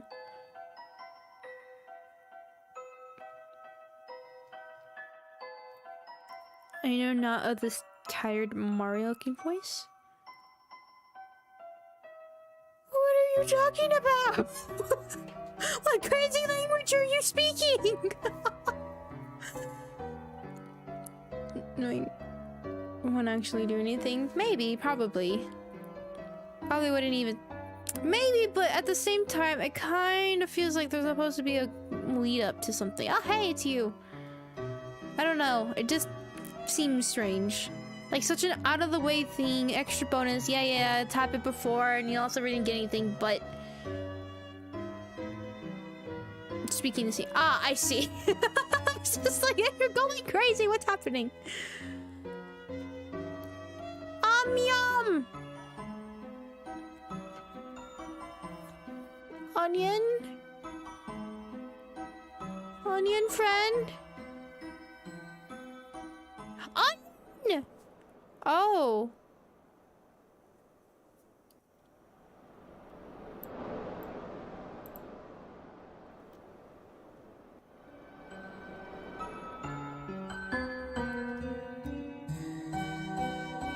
Okay.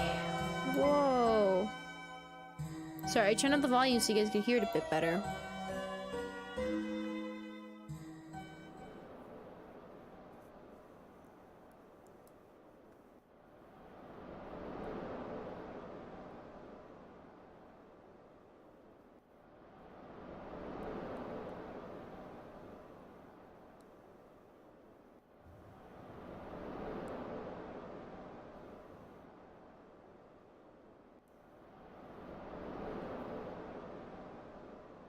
It's weird.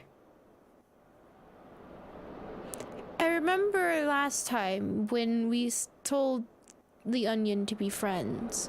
They talked about they were hearing something. Could hear something deep, deep, deep down. And they were looking for it. They didn't know what it was. They hear it calling.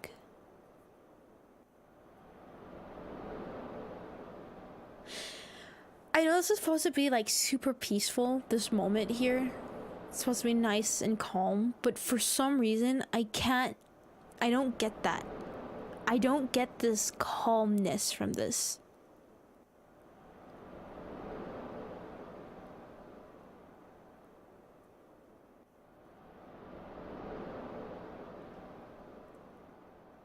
After everything I've done, this honestly is terrifying.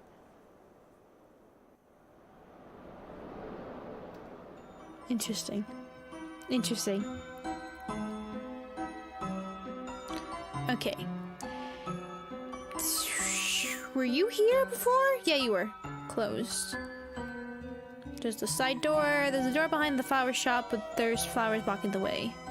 So we can't see the dad. You? Ooh, what do you have to say? What? If you're looking for Blookie, they aren't here. Unless you're looking for someone else. You. Me? What have I got to say to you? Nothing. Like I'd even recognize a pathetic face like that. By the way, say hi to your dad for me. Wait, don't do that. He doesn't know nothing. I don't remember. What the heck am I looking at down below? Why is the frog here? You see what I see in front of my eyeballs in between the two houses that are down below, right? I don't remember you. I also have never looked down before, so...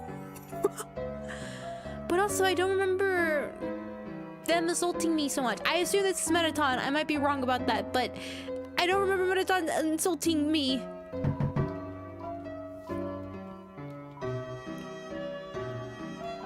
Fine. Want to talk to someone else here? Oh my, someone here to see me. It's you again, is it, darling? Oh my, why do you keep coming to our door? Are you a fan of mine? As if someone could be a fan of a nobody like me. Well, if you were a fan, could I bother you for a favor? Since the internet went down, I haven't had much entertainment. Oh, you're right. That wasn't... Okay, never mind. You're right. That wasn't Mettaton. This is Mettaton. I'm getting confused. I was getting confused. I apologize. Never mind. Entertainment. Do you have anything entertaining, darling? Could you bring it by me tomorrow? It would mean the world to me. Thank you. Yeah, I have not realized the frog, by the way. I did not... Ribbit. I sometimes hear beautiful singing from that house over there. How eerie. Could it be a ghost? Interesting. You know what would creep me out? And I don't know if maybe this will happen later. Is like every now and then, either like if you're idle for a minute, if Chris would just stop and then look at the screen, or you would see a glimpse of their eye or something, just for like a split second, like a frame, and you could easily miss it unless you were paying attention. Something like that would probably put me more on edge. But I don't know why, I was just remembering when I had said that I didn't want to be Onion's friend, and then all of a sudden, afterwards, Chris just snapped and looked at me. And that was, I think, like, oh god, I'm sorry, I know, that was the worst choice ever. Tonight's gate appears to be locked. Okay. Alright, so that seems to be all that seemed to be different. Will this be different? Yeah. Alright. Then... So I assume this is gonna be the same? I wouldn't imagine, right?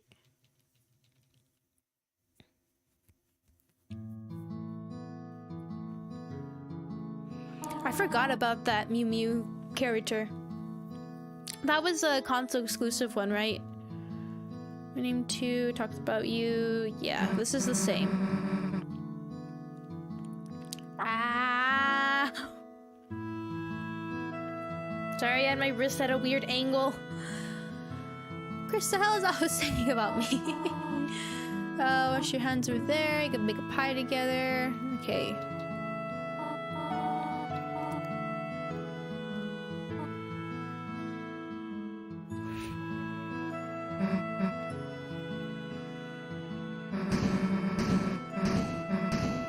Okay.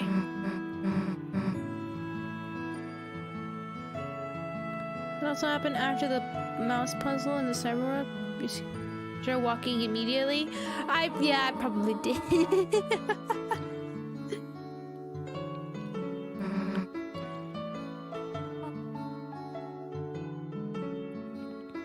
I don't know, like, just here, I mean, like that, it just immediately looked at me, like that's creepy, that's like I can easily just, like, miss that, but now talking about it, it's like a, why are you looking at me kind of idea, but, like, I want it to happen where you're just either just sitting idle for a second, or you're looking away or something, or you're thinking about something and reading the dialogue, or even, like, reading the dialogue, right? You can't move when you read the dialogue. If Chris was just to all of a sudden look at me, or, I don't know, do anything weird out of the ordinary, like move a little bit without my input, I think that would probably scare the daylights out of me and make me more uneasy. Because obviously Chris doesn't seem to like the idea of, you know, me being in control and all that. So that's interesting, and I would like that where all of a sudden they're like, you see them struggling, or especially within this route, and really not wanting to do it, but in the end they're forced to. And especially in the Snowgrave route, with that uneasy feeling of what I have done, and on the overworld we just be like, nah, it's all fine, and yeah, that dialogue with Noelle, but ultimately you can just ignore it and be whatever about it.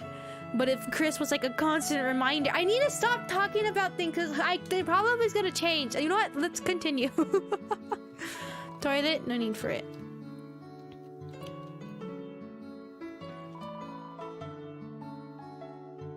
The bathroom sink. Will you run the tap? Yes.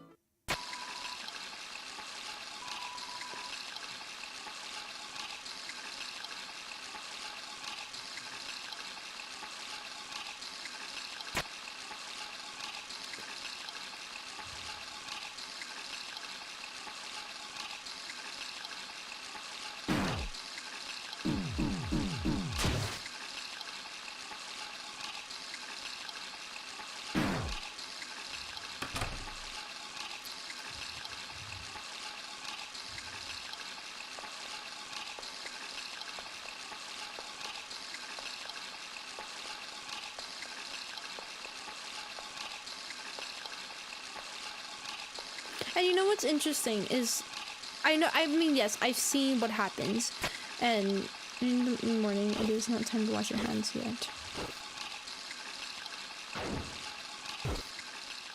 And that's what I think is an interesting part too, is this part, this scene, what happens here. And honestly, I feel like this would be a whole lot. And this scene right now, yes, I've seen what happens. I know what's gonna happen and things like that, right? So it's not as shocking as beforehand.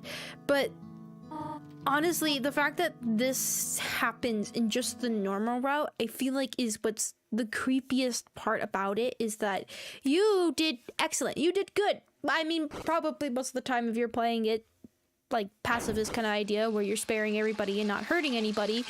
This action here is like a whoa, it's creepy, terrifying because you didn't do anything to really initiate it.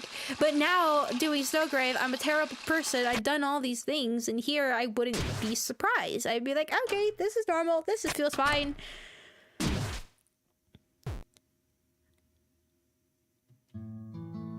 Like it's completely fine. See, it's completely fine.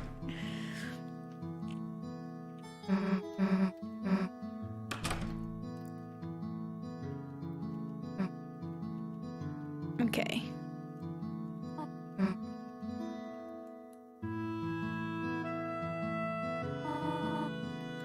Yeah, so this is gonna be the same from so far I can see.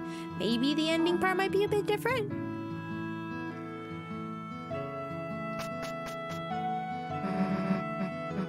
That was weird.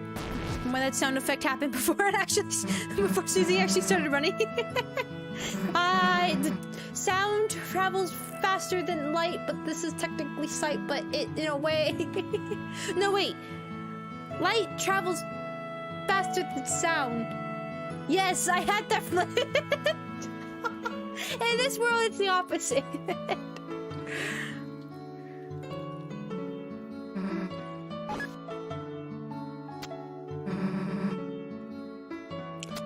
Archer said homesickle. I wonder if that is actually a reference to this happening.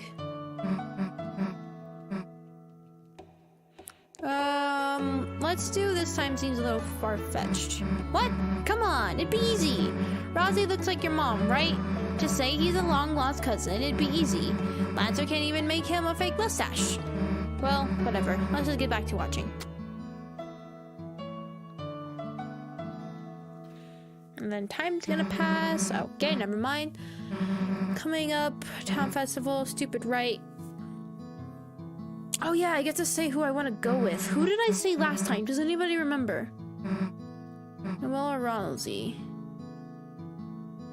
Who did I pick last time? I want to say I picked you, right? What, does anybody remember? Because I don't want to accidentally say the wrong one. I could say ... I feel like in this kind of interaction, I think Noelle would be the answer, right? I could do ... And we'll do Noelle. Did I do Noelle? I feel like I said you. I think I said you. I'll pick Noelle. What? Why are you saying it's so confused? It's not like I meant anything weird. You know what? Forget it. Look, let's just go back to watching TV. Okay, so yeah, I did pick you last time.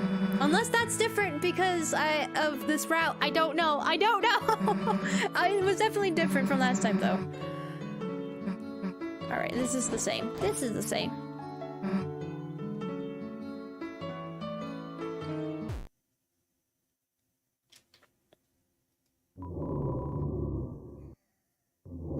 God, I forgot that's your sleeping sound. Also, dogs are barking again. They like to bark. I don't know why.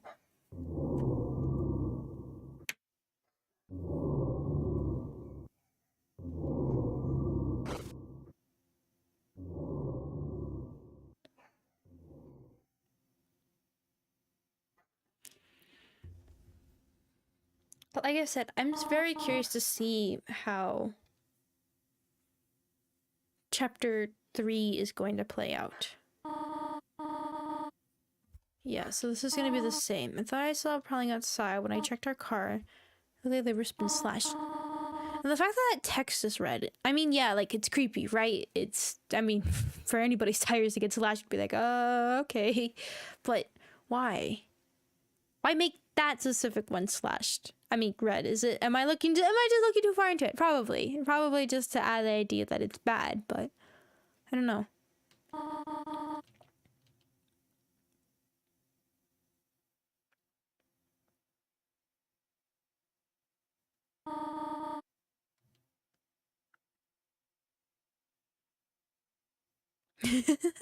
I know, it's creepy. I thought it was something else.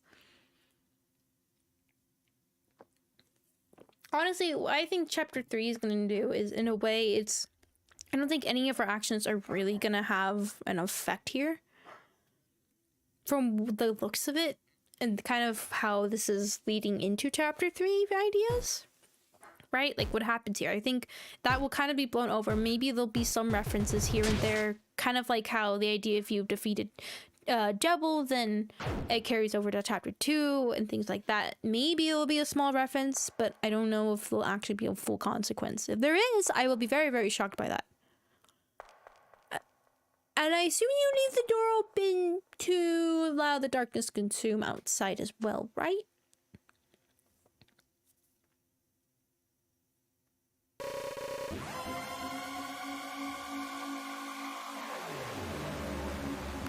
And how come nobody is like, oh god, what just happened?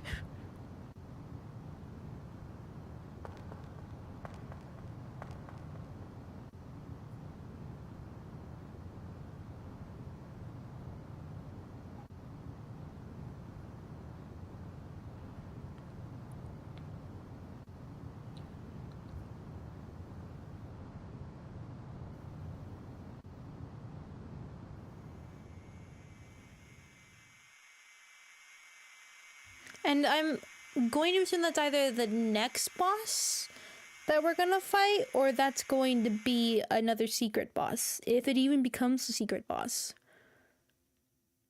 Because that's the thing with this route, right? The secret boss ended up becoming the main boss in the end.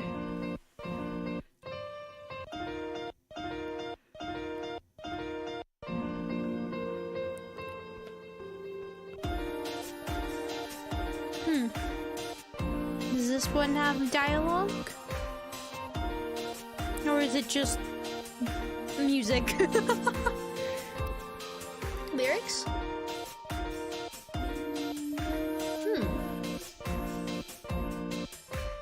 Oh, there is something.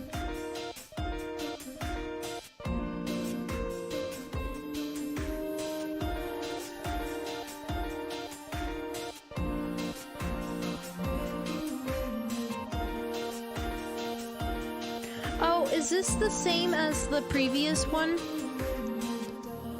Because I hear with you in the dark. Maybe not. Maybe that's not the same. To be continued in chapter 3. Long time till that happens, I assume. But I guess that's both chapter 1 and chapter 2. God.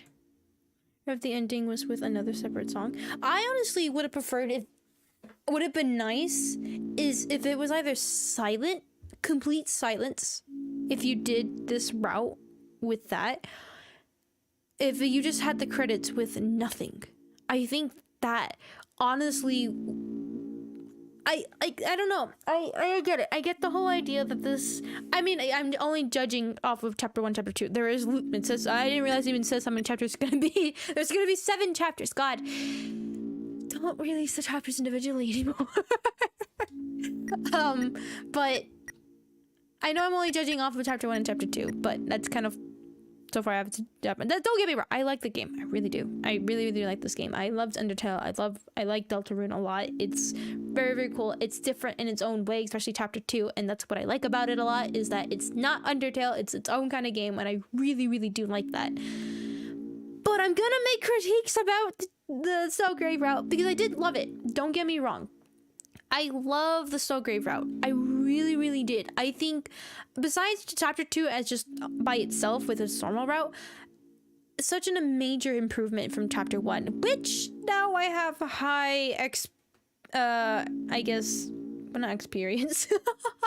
I have high expectations for the following chapters in that kind of becoming its own mold idea. I'll talk about the clip with the in your dream choice. Yeah, sure. I'm curious to see what that would have been. But honestly, it would make sense for it to be silent. This room. Yeah, and that's honestly my thing, is I really liked the idea that it wasn't just you doing the actions, but yes, you being a terrible person, but at the same time, you also... How do I say this? You're also forcing another person to be terrible as well. And I think that is probably what makes this the most eerie, is you're forcing somebody against their own will to do this. and it changes them. It really truly changes them, and even you get to see a little bit of the effects in the real world, I guess, the light world. And I think just that as an idea and as a concept is probably even worse than being a mass murderer yourself, but and that's what I really, really did like about the Snowgrave. At first, I was a bit concerned. I was a bit worried that it was just going to be a kind of a whole killing around like things again and semi-creepy being there and now. I mean, like, I did not dislike that from Undertale. I did like the genocide route a lot. Bits and pieces here and there, but I also did play it very spaced out just because of the different boss fights and getting used to them and trying to do them and things like that. So that did cause a bit of difficulties.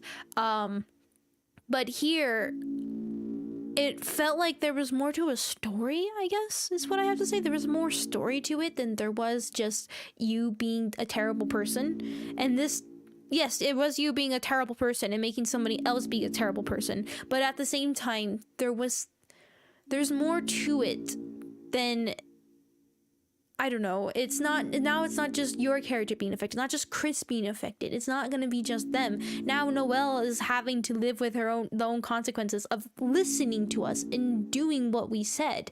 In the end, it was her own choice that did it. Yes, we forced her. But at the very, very end of everything, you choose your own actions, no matter what it is, no matter how far you are pushed. At the end, you're the one who makes the final decision to listen or not to listen, even if you don't think you did. And I think that's the part where that's the most concerning of, yeah, Noelle did it. In the end, Noelle did exactly everything she did. And yes, she was forced. I'm not saying she wasn't, but she still did it. And now we're in the real world, and we saw how that kind of affected her with simply a video game, thinking of just ice, just attacking, and not even rationalizing that, oh yeah, fire attacks with this, not thinking that way, just kill it. And I think that is probably the creepiest and most uneasy thing, but yet so simple and not in your face, not immediately saying like, oh, you're a killer now, or something like that. No, just something that at first you wouldn't think of so deeply, but then the more you think about it, the more you see the actions you've done in the past, and you really think about what happened. Just that concept, just that idea, that little subtle hint of, yeah, something changed. And I think that another part that I really liked too was the part where Noelle literally was thinking about killing Chris, thinking about that. And you know what, the thing I found the most interesting was that idea of just killing Chris, but also knowing that that won't affect anything really. It won't affect, it won't, I mean, not affect it and like it will stop her from changing into what she's changing into, because in a way, just that one kill is all it will take for her mindset to change. And that's what happened. And honestly, I'm kind of curious of what would have happened if she kills Chris, if that actually would have, or freezes Chris. Would Chris still be in the same state as Birdley, or would the soul be powerful enough to even overcome that? I don't know, but that's interesting. That is interesting. Let's go to a different screen. I should have to see if I click play.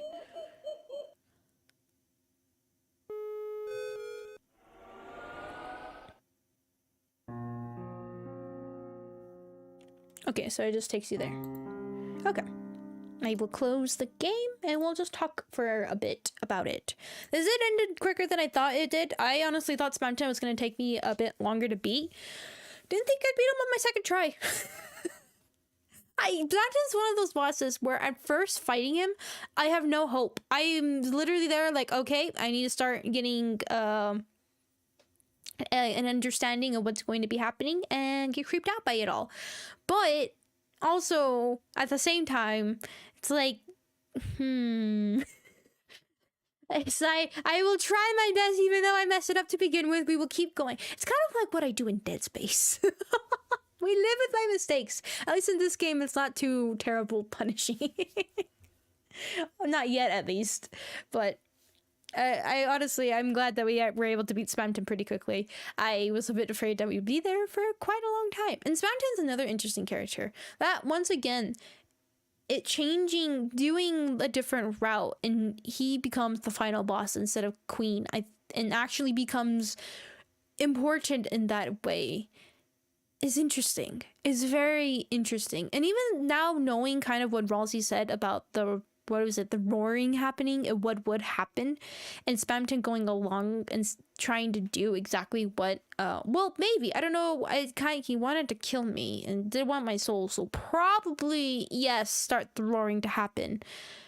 But in both times, he seems to be stopped. If you fight him in the previous route, or you even help him in the previous route, he still needs your soul either way to do what he wants to do and cause the roaring. Does he know what's gonna happen or not? I don't know. But from his actions, the way he talks, probably big time. Probably there's a big reason why he wants to do it.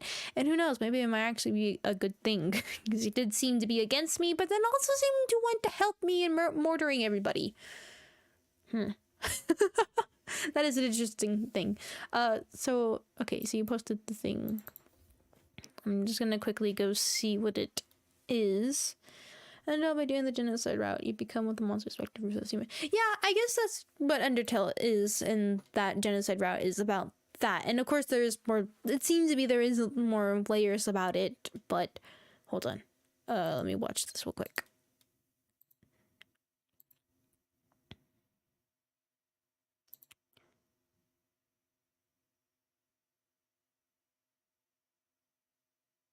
Okay, so it doesn't seem like there's anything different.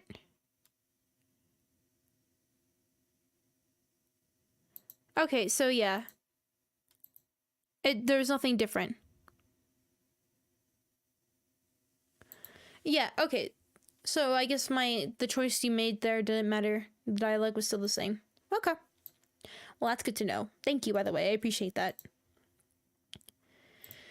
Dialogue was still the same in that area. But yeah, so I guess with Undertale, that's kind of the whole idea with that game. Use my room for Ingwer. Sold it to you.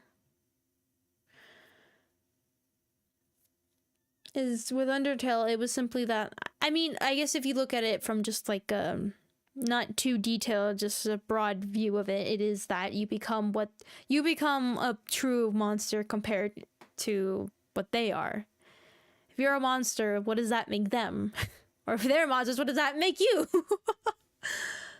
So that's just kind of the idea of being cruel just to be cruel and not really thinking about your choices, and you live with no consequences idea, right? That's kind of what that's supposed to be about. But in the end, something still gets you. Something that's supposed to be out of your control and will forever affect you whether you realize it or not. And that is kind of where Undertale is with the genocide route. And it's more obvious. It's way more obvious in what you're doing. And yeah, here you can say the Snowgrave route, it does the same thing. But I guess ultimately what it is with Snowgrave is why. Is it just curiosity, just like with Undertale? Is it going to be that same narrative as to why we're doing what we're doing just because we're curious? Or is there going to be another layer to it? Is there going to be something more to it than just that? Or is it just retelling that same story that you're just curious to do it? But then if that's the case, why bring in Noelle? Is it to see just how far we're willing to go just to see this other route by affecting another person instead of just your own? I don't know. And I think that's what it's like. Why? Right? Some of the scenario described where you get to fight with Noelle, Snowgrave. They are monsters. That's just your self-justification. Probably. Not so low makes it. But yeah, I don't know. Okay. We're going to talk about the entire game, okay? Chapter 1 and Chapter 2, not Chapter 3, 4, 5, 6, and 7, because those aren't yet. But I'm going to judge under Deltarune from just those chapters. Just let me get an understanding. I am aware the whole game is not out. I will not judge it as an entirety of the game, but I'm just judging these 2 chapters. Chapter 1. I like the characters, I will admit. I like the characters and everything. I'm doing good. Actually, a little bit tired, but other than that, I'm doing a little bit good. A little bit good. I'm doing really good. So the little bit tired part. I'm tired. But I'm doing good. How are you doing, Mixit? Anyways. There is an idea where chapter 1, I like the story, I like the characters. I think they were very, very interesting. The story for me started to get interesting as it started to progress with its characters, but I don't know if it was just more liking the characters and things like that. But gameplay wise, I mean, yes, you had followers, you had people with you, right? That's what made it a bit different, is so you actually had more help with you. But it still felt like I was just playing a fan-made game of Undertale in a way. And I get it, it's made by the same developer. Obviously, it's gonna have similarities, but it felt so similar that I felt like I was just playing a fan game of Undertale. And I am sure it probably is gonna be like that. Back to working again. Ah, I see. Well, that's good, makes sense.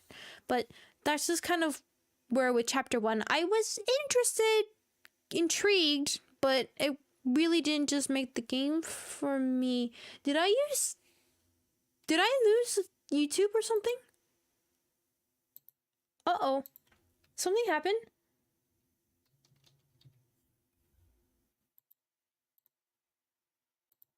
Did something happen in my stream?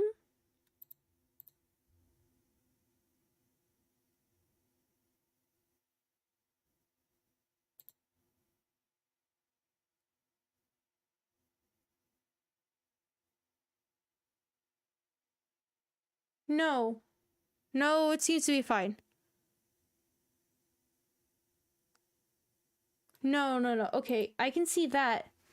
Okay, for some reason I could restream on the bottom. It shows me how many chats I'm connected to. And I saw only 1 out of 1 instead of the 2 out of 2, so I got worried for a second. It's fine. I was a little bit worried. But yeah, so with the first chapter for Deltarune, I was okay with it. I didn't want to make any judgments then because I wasn't too sure about how things would go, but I was just okay with it. The ending part of it is what kind of intrigued me way more. The idea of the separating from the soul kind of aspect of it seemed more intriguing, and why was this world have the same characters but yet they were different? But it was just okay in my opinion. The chapter 1, it was good. It was good in its own unique way, but but chapter 2, I think, was what really made the game for me. So normal route first. I really liked the normal route for chapter 2. I loved its characters way more. Its characters became way more likable. In chapter 1, I really only liked Lancer, and that was just the comedy aspect. It wasn't like just caring about them and all the different aspects of their life, and all the other characters just kind of felt typical and a little bit dull. But in chapter 2, it really made it for me. Chapter 2, its characters, they felt fleshed out, and they were typical but not too typical. They had different aspects to them that really changed them and made them more unique. For instance, with the Queen. At first, Queen, I was just I wasn't really on board with her and everybody, and simping for her. I still don't really simp for her, but I liked her as a character. She was really, really interesting. And that idea where she was being careful with Noelle and taking care of Noelle, because she seemed to realize that Noelle needs help in a lot of different ways. Whether you choose Snowgrave route or normal route, Noelle needs help. She really does. She's not a confident person, and that's ultimately hurting her a lot. And to see, but Queen's still trying to do all these different actions, but then later on you come to realize that, oh, wait, this is the case. In the beginning, you had the bad guy, right? You had a big time bad guy. And in the second chapter, you have someone who's bad, but has their own intentions for it, but still not technically a good person, but they're not all that terrible. And you can kind of help them out. All right. Good night, Bridget Life. Thank you so much for coming. Thank you. But And I really, really like that. And the same thing with Birdly. I hate Birdly. I still do. I don't like Birdly, okay? I really, really don't. I don't care what his reasonings are. I still don't like him. But he still became a character that was really well written. Very well done. And fascinating. And I think that's the part where I was like, oh, you know what? He's not half bad. He's pretty good. He's a really good character. Not as a good person, not as a likable character, but that's the thing with characters, is they're not all meant to be likable. They have different personalities to them that some people like and some people don't. For me, I just don't like the personality of Birdly. I just don't. And that's the case. Are you ending? That was a dinosaur tree. We're just talking about the game, and I'm just giving my little bit of opinions about what I liked about it and what I didn't. But hello, Foogly. But yeah, so Red Shadow as well. But yeah, so that was the case, and that's what I really liked about it, was that there was, and it wasn't just that he was mean, he was cruel, he was evil, he wanted to destroy the world, and he was trying to hurt the people we care about. No, he was just not a very likable character to me, and I think having that kind of a character really helped out the story in that, yeah, you don't like him, but at the same time, it's like, oh, okay, that's okay. You know, my shadow has gained sentience again. Oh no. I just realized you're building bread. No! Why? And also, yeah, our shadow's gaining sentience. It's a terrible thing. Just try to ignore it. It might help you. And also, hope you get a good break, Shadow Bread. Bread Shadow. God, no! I flipped your name. I don't know how I did that. Hopefully get some good rest. But and I think that's what it was for me, is that I really, really like that about Birdly, which is that idea of, I don't like you, but I have no reason to hurt you. I have no reason to kill you, and we'll work together. I just don't like you. I wouldn't be friends with you, but I mean, I'm still gonna treat you with respect. I'm still gonna make sure you're okay and you're fine. I don't want harm to come to you. And I think that's what I really liked about that, was that feeling he gave to you. Even knowing his backstory and everything and why he became the way he was, yeah, it was a nice explanation, but it's still, in the end, their personality changed but didn't really change kind of idea. And that's what I liked about that, is that Birdly still kept kind of Birdly, even at the end. In his own way, I guess, changed but didn't really change. And that's what I thought was really nice about that. And it's what I liked a lot about having those characters. And the same thing with Noelle. Noelle obviously is supposed to be this kind person. And I think that's what I really liked about Snowgrave, was that realization that,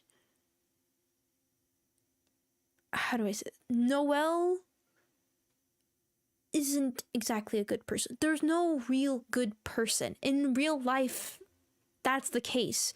There is never a person you will say that that's a good person, because every person has other sides to them, whether you see it or not. So you don't need you can know them personally, and maybe you'll see that they're not entirely a good person. They're just a person. They're just a human.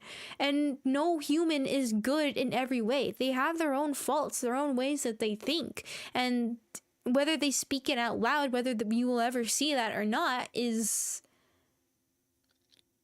up to you. It's up to you if you're just gonna judge the person and of what you know about them, or judge them of what you hear about them.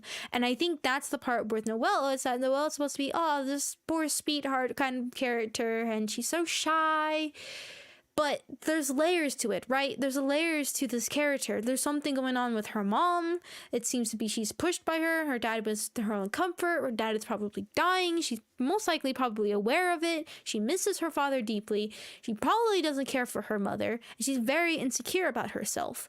And she has no confidence. And you can use that. You can manipulate her. But at the same time, like I said before, no matter how far somebody is pushed, in the end, you're the one who makes the final decision. No matter what you are threatened with or what, you are the person in the end that makes the final decision. And the way it can change you. And I think that's the thing with Noelle, is that she's not a good person. But she's not a bad person. She's just a person. She's just a normal human being kind of idea. Where, yeah, some things are gonna traumatize her and mess up the way she thinks, but then other times it might change her for the good. It might change her to be more confident. And that's kind of what you do in Snowgrave to her. And I think that's the cool part, is that in the normal route, you see her growing as a person and choosing her own way and becoming stronger in a way, more confident, and actually talking with Susie and things like that. And she actually talks with Chris and becomes more friendly with Chris, and you see her grow in this kind of way. And I mean, even like strangling Birdley and things like that, like she grows into her own person.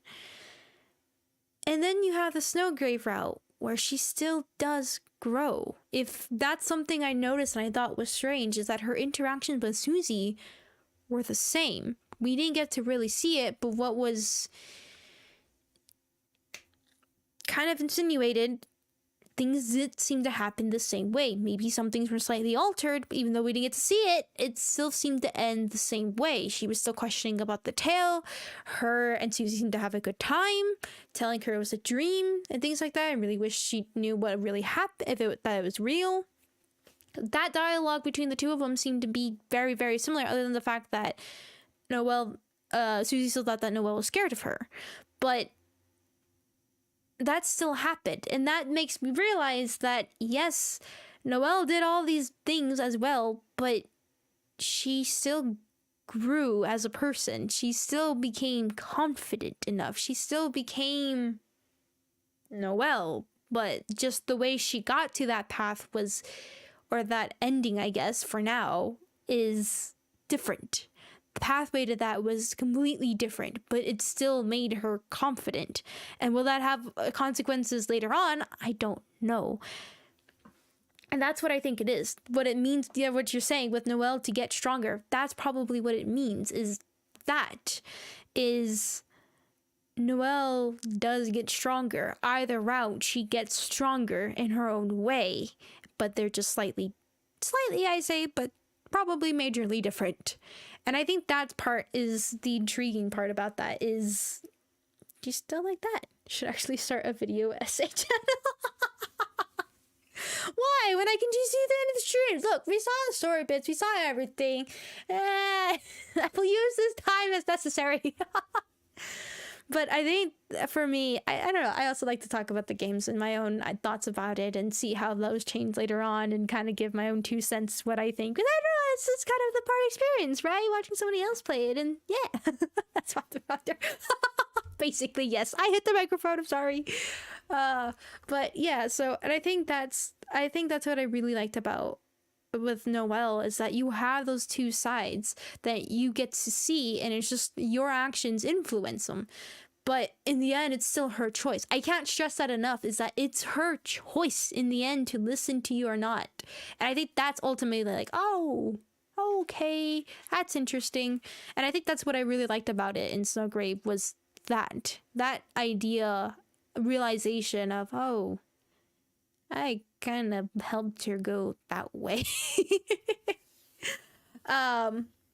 But with the normal route, other things I have to say about the characters. Rousey didn't really seem to be much of a force this time, and honestly, I didn't mind. Confession time, I didn't really like Rousey to begin with. Rousey was just kind of like a typical kind of character, but I think now this is where I say I don't like kind of typical tropes of character, but with Rousey, it kind of feels like that's what Rousey is meant to be. A typical trope. Something that somebody wants to exist. I don't think Rousey's real. I think Rousey is supposed to be a stand-in, from my take on it. I could be completely wrong, but this is my own theory, ideas, and things like that. But that's what kind of Rousey feels like he's meant to be. And I think that's probably the whole concept with Rousey. And the reason why Rousey wasn't so present, I guess, in choices in the chapter 2 is that, how do I say this? That imagination kind of idea, that curation is kind of being pushed away, and Rousey's trying to reel it back in and kind of avoid the bigger picture of things, or I guess trying to look at the big picture and trying to ignore the small errors that are made. And I think that is probably, especially with the Snowgrave route, what really pronounces that is that idea that I feel like Ralsei is trying to keep things on track to a certain way and keep the maybe that's the original story, what the story was supposed to be, but now with the player's influence and other people's influences, it's changing it, and Ralsei is trying to keep it back on track. Whether it's working or not is the bigger question, and probably either Ralsei it doesn't want to acknowledge what's happening, or is forced to not acknowledge what's happening, or really just doesn't care. As long as things end the way Ralsei wants them to end. But I think, honestly, I'm interested when Asriel gets back. If Asriel gets back, I feel like something interesting will happen with Ralsei. Next chapter, Ralsei will be the villain. Maybe so. I don't know. Maybe next chapter, Ralsei might be villain, being like, you're going too far off track. Or maybe it might be a secret boss. Or maybe it'll be when Asriel gets back. I don't know. I feel like something important is supposed to happen with Ralsei, that you're going to be like, oh God, I should have appreciated you more in the past if something else changes. I don't know what will be, but Ralsei makes me feel uneasy, I guess is what I have to say. Ralsei is a character you're I guess, kind of supposed to like and everything. You really appreciate and be like, oh, yay, protect the little small boy. But he makes me, as a player, feel uneasy. And I know I'm uneasy with a lot of things and creeped out by a lot of things, and I get jump scared easily. But I don't know. I feel super uneasy with Ralsei. It feels like there's more to it, or if he's supposed to be what this world is, and I don't know what's scarier, figuring out what Ralsei really, really is, and that he's supposed to be what the world's supposed to be, and that concept itself is scary, or there is something he's hiding, and what that is probably for the best, and like, kids keep hiding it, yeah. As long as the dead Ezreal theory is not right. I agree with Refrain's way. Maybe, right? Because, I mean, there's no coincidence. I mean, Ralsei's name is quite literally just, what do they call it? Anagram? No, it's not anagram. What is it? What is it calling you mix up letters? I can't remember. But that's basically, it is Azrael's name. But, I don't know. I think that's just interesting with those two with Ralsei. And then Sally, Sally. What the heck has a Sally? What am I thinking of that says Sally? I don't remember, but Susie, I think with Susie is another interesting character where she gets development with Noelle mostly, but other than that, I mean, yes, also you do see Susie become more talkative with the characters, more interactive without Chris's input, but that did happen beforehand, but seems to be way more in kindness showing and stepping up where Chris doesn't step up in conversation wise, whether because you're in control with the other part or the any other thing, but that anagram. Okay, it was anagram. I was right. Yay. Thank you, by the way. But yeah, so I just kind of felt like there was a little bit lacking with Susie, and I don't know why. I liked Susie a lot in chapter 1. In chapter 2, I did like the improvements that were made, but it was a bit interesting that it didn't seem to be much, but also in a way, it's only happening in the span of 2 days, so maybe I shouldn't be so surprised that Susie's kind of changed much. I guess in a way is what I'm saying is that Susie just feels like she's kind of putting away some of the barriers, not in changing as like she's becoming a better person or she's becoming a bad person or she's becoming more talkative, but just more she's putting away barriers and letting more people in is more what seems to be happening here. I mean, that's good, and especially in the span of 2 days, I think to me Susie feels realistic in a way. Kind of realistic, not completely realistic. There's some points, but the most realistic, more stable kind of character, I would say. But it is a kind of a weird how Susie does seem to be a little bit ignoring everything. Unless everybody's just very good at keeping it away from her. But yeah, Susie, if I have to say, I liked her a lot in chapter 1. She wasn't my absolute favorite in chapter 2, but I still did like her. She was pretty cool. Chris.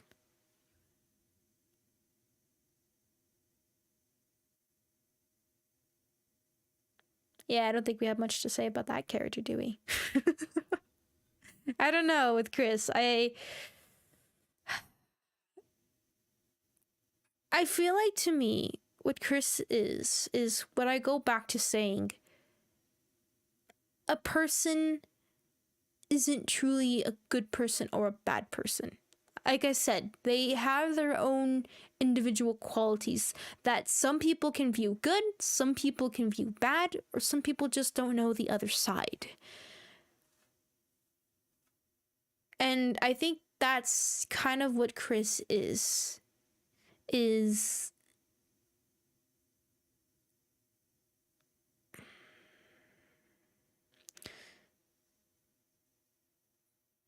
cut the brakes. Well, no, Chris didn't cut the brake.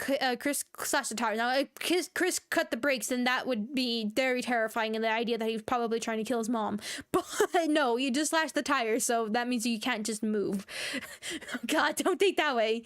But in a way, I go back to where that's kind of what it feels like this game is trying to point out, is that idea. There's no good or bad. People are people. They have their own personalities. And when you coming into a game, usually the way people act in games is, I want to be the hero. So they pick most of the good options, right?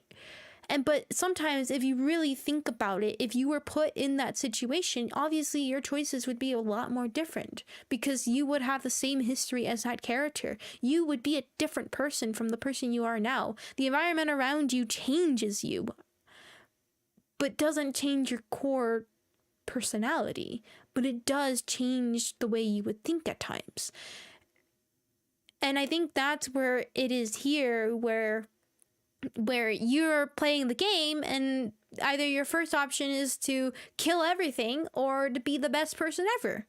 And it's not really a mixture of both, especially if you played Toby Fox's previous game. You kind of know what to expect here. And I think that's the interesting part, is that you're forcing another person to be one way. In reality, they're not that. They're not a completely good person, but they're not a completely bad person. Like I said, they're just a person. They're just a human. And that's just the way that they think. And I think that here we're saying that, like, oh, that's bad of Chris to be teasing Noelle, or that's bad of Chris to be sleeping in class, or to have no achievements, or anything like that. And I think it goes back to, because that's who Chris is. That's just who they are. That's how they are as a person. Maybe they changed. Maybe they have changed in their actions. We don't know what Chris went through. They have obviously seemed to be an adopted child. And from what Spamton was talking about, maybe even a very bad home they came from. It even was it's still a bad home before Toriel and Asgore split. And I think that's the part where you can obviously say Chris is a bad guy, right? Chris has a knife, which is a bit creepy. Why do you have your own personalized knife just carrying it around? And then you have the whole just stealing the pie, the hurting Noelle,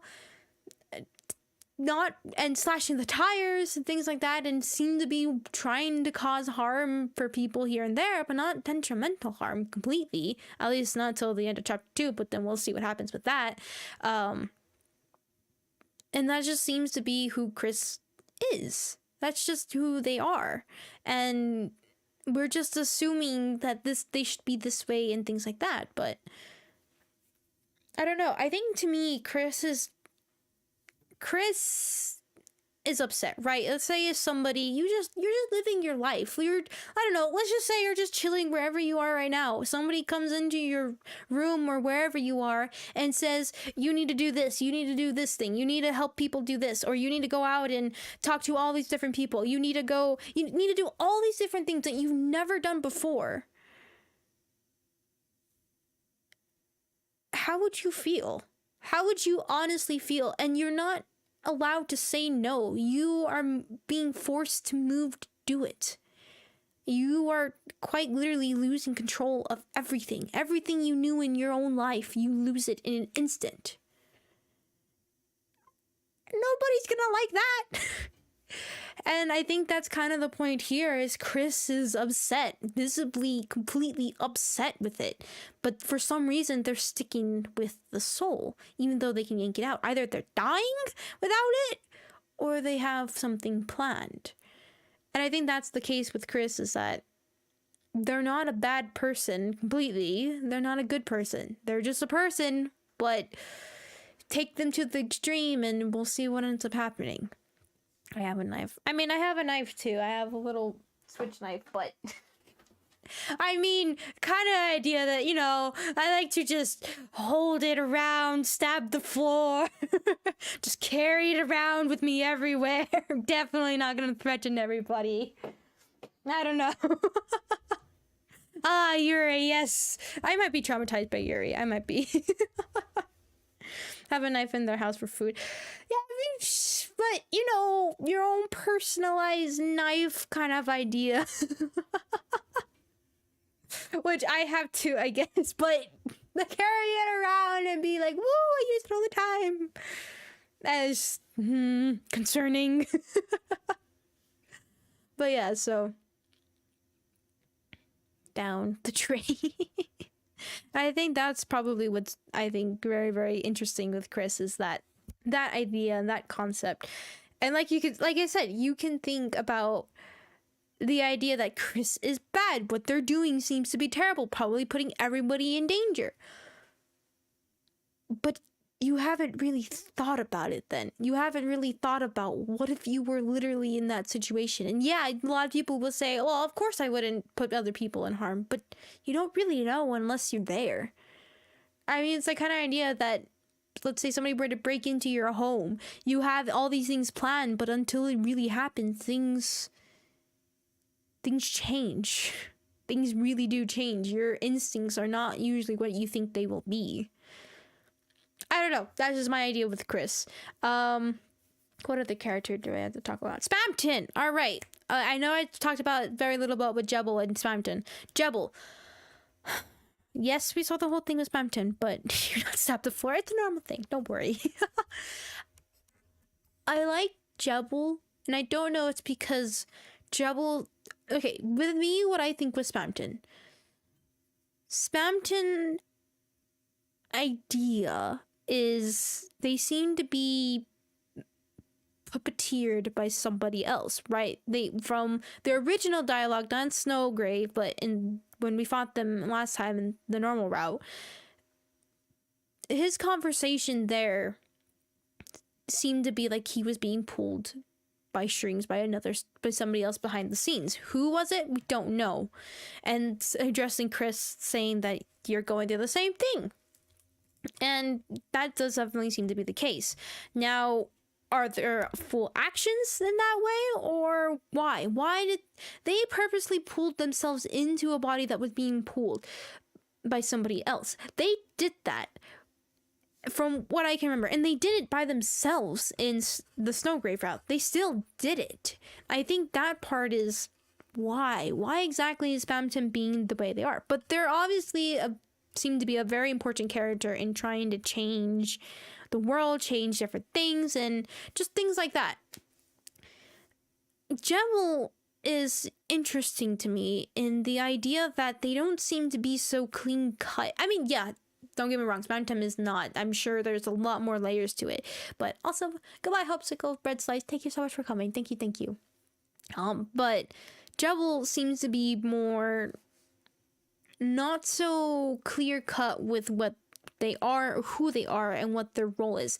Yes, they did say that they were more free than everybody else, even if they were in the jail cell. What exactly did they mean by that? I don't know. Was it even really a jail cell, or was it another side to something else? Or obviously Jebble knows something more than we do. And I think that's probably where it is that, to me, I'm more intrigued about Jebble. I don't know if it's just the lack of information that I know about Jebble more than Spamton. But Jebble, that whole chaos idea, that whole chaoticness and wanting to cause that, and everything, and the little dialogue snippets you would get within the fight, they weren't exactly saying straight into your face, breaking the fourth wall completely, but they were still, they made like an uneasy feeling, saying that, like it's not completely over, and no matter what you do kind of idea. And I think that was probably between Spamton and Double. Honestly, Double kind of put me more on edge than Spamton did. And yeah, I mean, like I said, Spamton was more like, hey, it's what's happening idea. And it's kind of like, oh god, no. But with Double, it wasn't so cleanly. It's kind of like if you're told a prophecy, right? Let's put it that way. You're told a prophecy. And that's your future. Prophecies are always hard to interpret. You have to go through different trials to kind of figure them out, and different ideas to put them together and things like that. But that idea of you're not told what your future is going to be, but you're told in a riddle how your future is going to be, which one are you more concerned about? To me, I would be more concerned about the riddle future. Why? Because I don't completely know. It sounds terrible. It doesn't sound exactly good, but that idea, it's that kind of curiosity, that human curiosity that gets people in trouble. Is you don't ever want to know what your future is. Maybe some people do, but not a lot. You don't really want to know it because no one likes to be told exactly what's going to happen. Some people do. Some people do. It's a rarity, but not everybody likes to be told what is going to happen to them, whether they like it or not, whether they try to change it or not. I mean, we saw that with God of War, and I'm sure we're going to see that in plenty more other games we have seen before in the past and otherwise. But there's nothing you can do. Obviously, with God of War, it did change. Maybe for now it did, but it changed. But let's go to Outer Wilds. Your fate there was predetermined, and there's nothing you could do about it. The world is gonna die and be restarted. Spoilers for Outer Wilds. Look, I said Outer Wilds, you should have expected it. Why are you watching this instead of watching my previous streams? But yeah, so that's that kind of idea. But let's say somebody vaguely told you about what is going to happen. All you knew didn't sound good. That the world was in trouble. I don't know. Let's say something like that. The world's in trouble. Okay, how? How is it in trouble? Is there gonna be a full-on war? Is it gonna be burning up? Is it gonna be straining to the sun? What is going to happen? And that idea of something bad is going around, but you don't know exactly what it is. You don't know what's completely wrong. Where in Spamton kind of tells you a little bit more straightforward that something bad is really happening. And it gives you more hints to kind of what's going on, what's might have been happening in the past, like what's going to happen. Where Jebel didn't really give it to you like that. Just kind of said, hey, problems, deal with them, and just left. And you are now left with the idea that you're uneasy about what's going to happen, and you don't know what it is. Did you do it already? Was that Snowgrave? Or will it be something else down the line that you haven't seen yet and that you don't have a choice in? And I think that, to me, is what made me like Jebel a lot, in that concept of, oh, hell, it's approaching. And I guess that's my two thoughts between Spamton and Jebel. But Spamton, I'm not done with you yet, because Spamton, don't get me wrong, I like Spamton still. I really, really did. Spamton was a great character. Fantastic. It has many, many mysteries that I have no idea, really. And I think that's the whole idea with Spamton, is obviously, like you said, trying to get stronger to defy fate. But at the same time, it feels like he's either trying to use the person that's controlling him, because he's obviously being controlled by somebody. He hinted at that when we were fighting him. He's being controlled by somebody who I don't know. But that's the thing, is he purposely doing it, trying to use them? Or is he wanting to be controlled and help this person out? Didn't seem like it. But that's what he's telling us, talking to Chris. They're also saying that he knows that we are listening ourselves. So what he could be saying is completely different from what he truly means. Maybe something only Chris would understand, and not us as the player. He knows we're listening, and we know that he doesn't like us. And then the idea, he helped out in the Snowgrave route. He actually helped in mortaring everybody. Quite literally did. He even said so. He knew it. He knew what we were going to do. He knew everything. And he still helped out for us to do it. But Why? Was it for him to get easier control of the whole place and be able to cause this chaos? Was he forced to do it? I don't know. And I think that's part where, why is he trying to do that? Why exactly? I don't know. I think he's an intriguing character, and that way is he truly being controlled? Is he not being controlled? Does he wish to be controlled? Is he working with the person? Is he trying to manipulate them? Or maybe Spamton isn't Spamton. Maybe they're just using them as a puppet and talking through them. And just pretending to be this character known as Spamton. Don't know about that one. But I see Gaster. I know about Gaster. I do know about Gaster. No, was it last stream? I don't remember if it was last stream or the previous stream, but we finished the normal. I don't remember, but I did more research over on Gaster, and I should say, I don't know if Gaster is really behind all this. I mean, there is a lot of hints to it. There seems to be a lot of great hints about it. For all we could know, maybe it is. Maybe that's Spamton. Maybe that's not Spamton. Maybe there's some connection between all these characters. Maybe that's what's behind the door. I don't know. There does seem to be maybe somewhat of a connection, maybe to a character similar to Gaster. Maybe Gaster really is in this. Maybe Gaster's the other one pulling the strings. I don't really understand. This Spamton wants to be free from the game. I'm gonna pull a Monica on us. God. I want the next chapter of that story. But yeah, and I think that's probably... With Gaster, I don't know much again. I mean, I do know as much as I do know about Gaster, but I don't know if he's really in this game. And yeah, there is, like I said, the phone call has the Gaster things, and there is different things about you can find in the game and all that different stuff. But honestly, I think Gaster's too much of a mystery character, and like you said, and most of it is fanon. And I think I can't really make too much of a judgment on Gaster just because I don't really know from what's been told through the story, not through other people's interpretations, but I don't really know. I mean, yes, like I said, there is like subtle sound effects here and there that are his, and that whole idea that maybe that's who was talking to us at the beginning, but I really don't know, because if that is the case, that would probably be a big connection to Undertale maybe, and maybe kind of explain what's going on.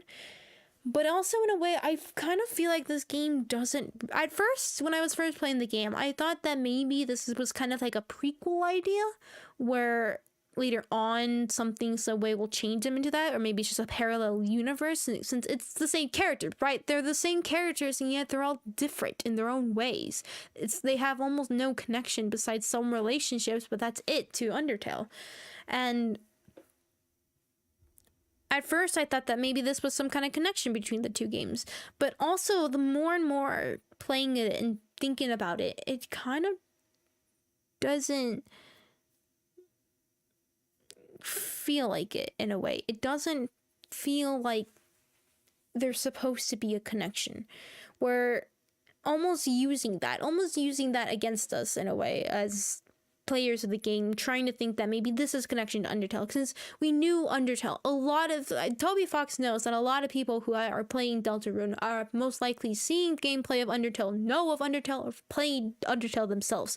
Toby Fox has to know that, and I think in a way that is kind of being used to change kind of your own ideas and maybe what's happening in this world, and trying to make connections and trying to figure out what the connection is.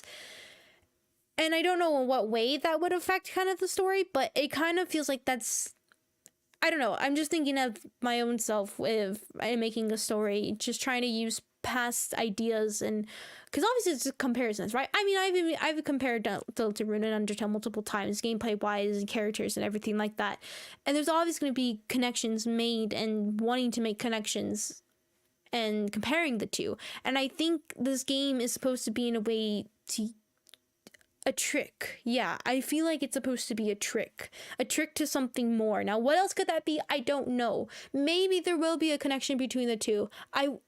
But in a way that feels too too simple. It feels too simple of a concept, even if it's a subtle connection. Even if it is, it feels too obvious. And one thing I've learned about stories that are very, very well written is that usually the obvious are not usually the most noticeable thing. It's usually the case, you know, the answer to it. And if it is, well, I guess that's a trick in itself, right? But yeah, but now next thing I want to talk about. Next thing I definitely want to talk about. Yes, there's the endings and things like that, and maybe the soul isn't really the soul and things are not, but one thing I really want to talk about is Snowgrave. Is what Snowgrave was. Now, I said I didn't really care for chapter 1. Chapter 2's normal route, I loved it. It was very, very well. If that honestly is all I played and I did not play chapter 1, I would probably love it so much still, even if without context for the previous chapter. And that's kind of the thing. Yeah, the context is nice because you did get some answers, like what's kind of happening. They kind of seemed to reinstate it in chapter 2, which I thought was a bit redundant. I don't know why. Maybe because there probably was a huge gap between the two being released, but it did feel a bit odd, and I guess in the development state it kind of like, okay, that would probably be helpful as to remind the player what's going on and what's happening. But honestly, also in a way, I kind of felt like you could have just skipped chapter 1 and kind of gone to chapter 2 and something to wouldn't have understood. I mean, yeah, there is the like, oh, come visit me tomorrow and you can go back to Sans or you can go back to the Onion, but it felt weird. It did feel weird, like almost in a way you could honestly kind of skip chapter 1 and start playing chapter 2. I mean, that's even an option, I believe, in the game. When you select a chapter, you can start immediately over to chapter 2 instead of chapter 1. Which, once again, I mean, yes, that does make sense in case you play chapter 1 on a different profile, or let's say you played it on console and things like that, and you don't want to replay it, since you can't really skip things and go back to chapter 2. Yes, there is development-wise that is very smart and game design and things like that, but also it did feel a bit strange. But basically with chapter 2, I loved it. I really, really did. It really made Deltarune for me. I just absolutely very, very nice. But I think what made me love it even more was the whole chapel is Snowgrave route. Also, hello, Jojo Star, and thank you. I appreciate that. And we're very professional here. Absolutely. Definitely. But thank you. And also, hello and welcome. I know what you wanted to do with Deltarune when you finished chapter 1. Yeah, I guess basically that is true as well. But there's not a connection to the story trope, but I think the worlds are going by similar rules. Maybe. Yes, chapel. I'm sorry. Chapel. That's the right term. I'm professional here. I'm sorry.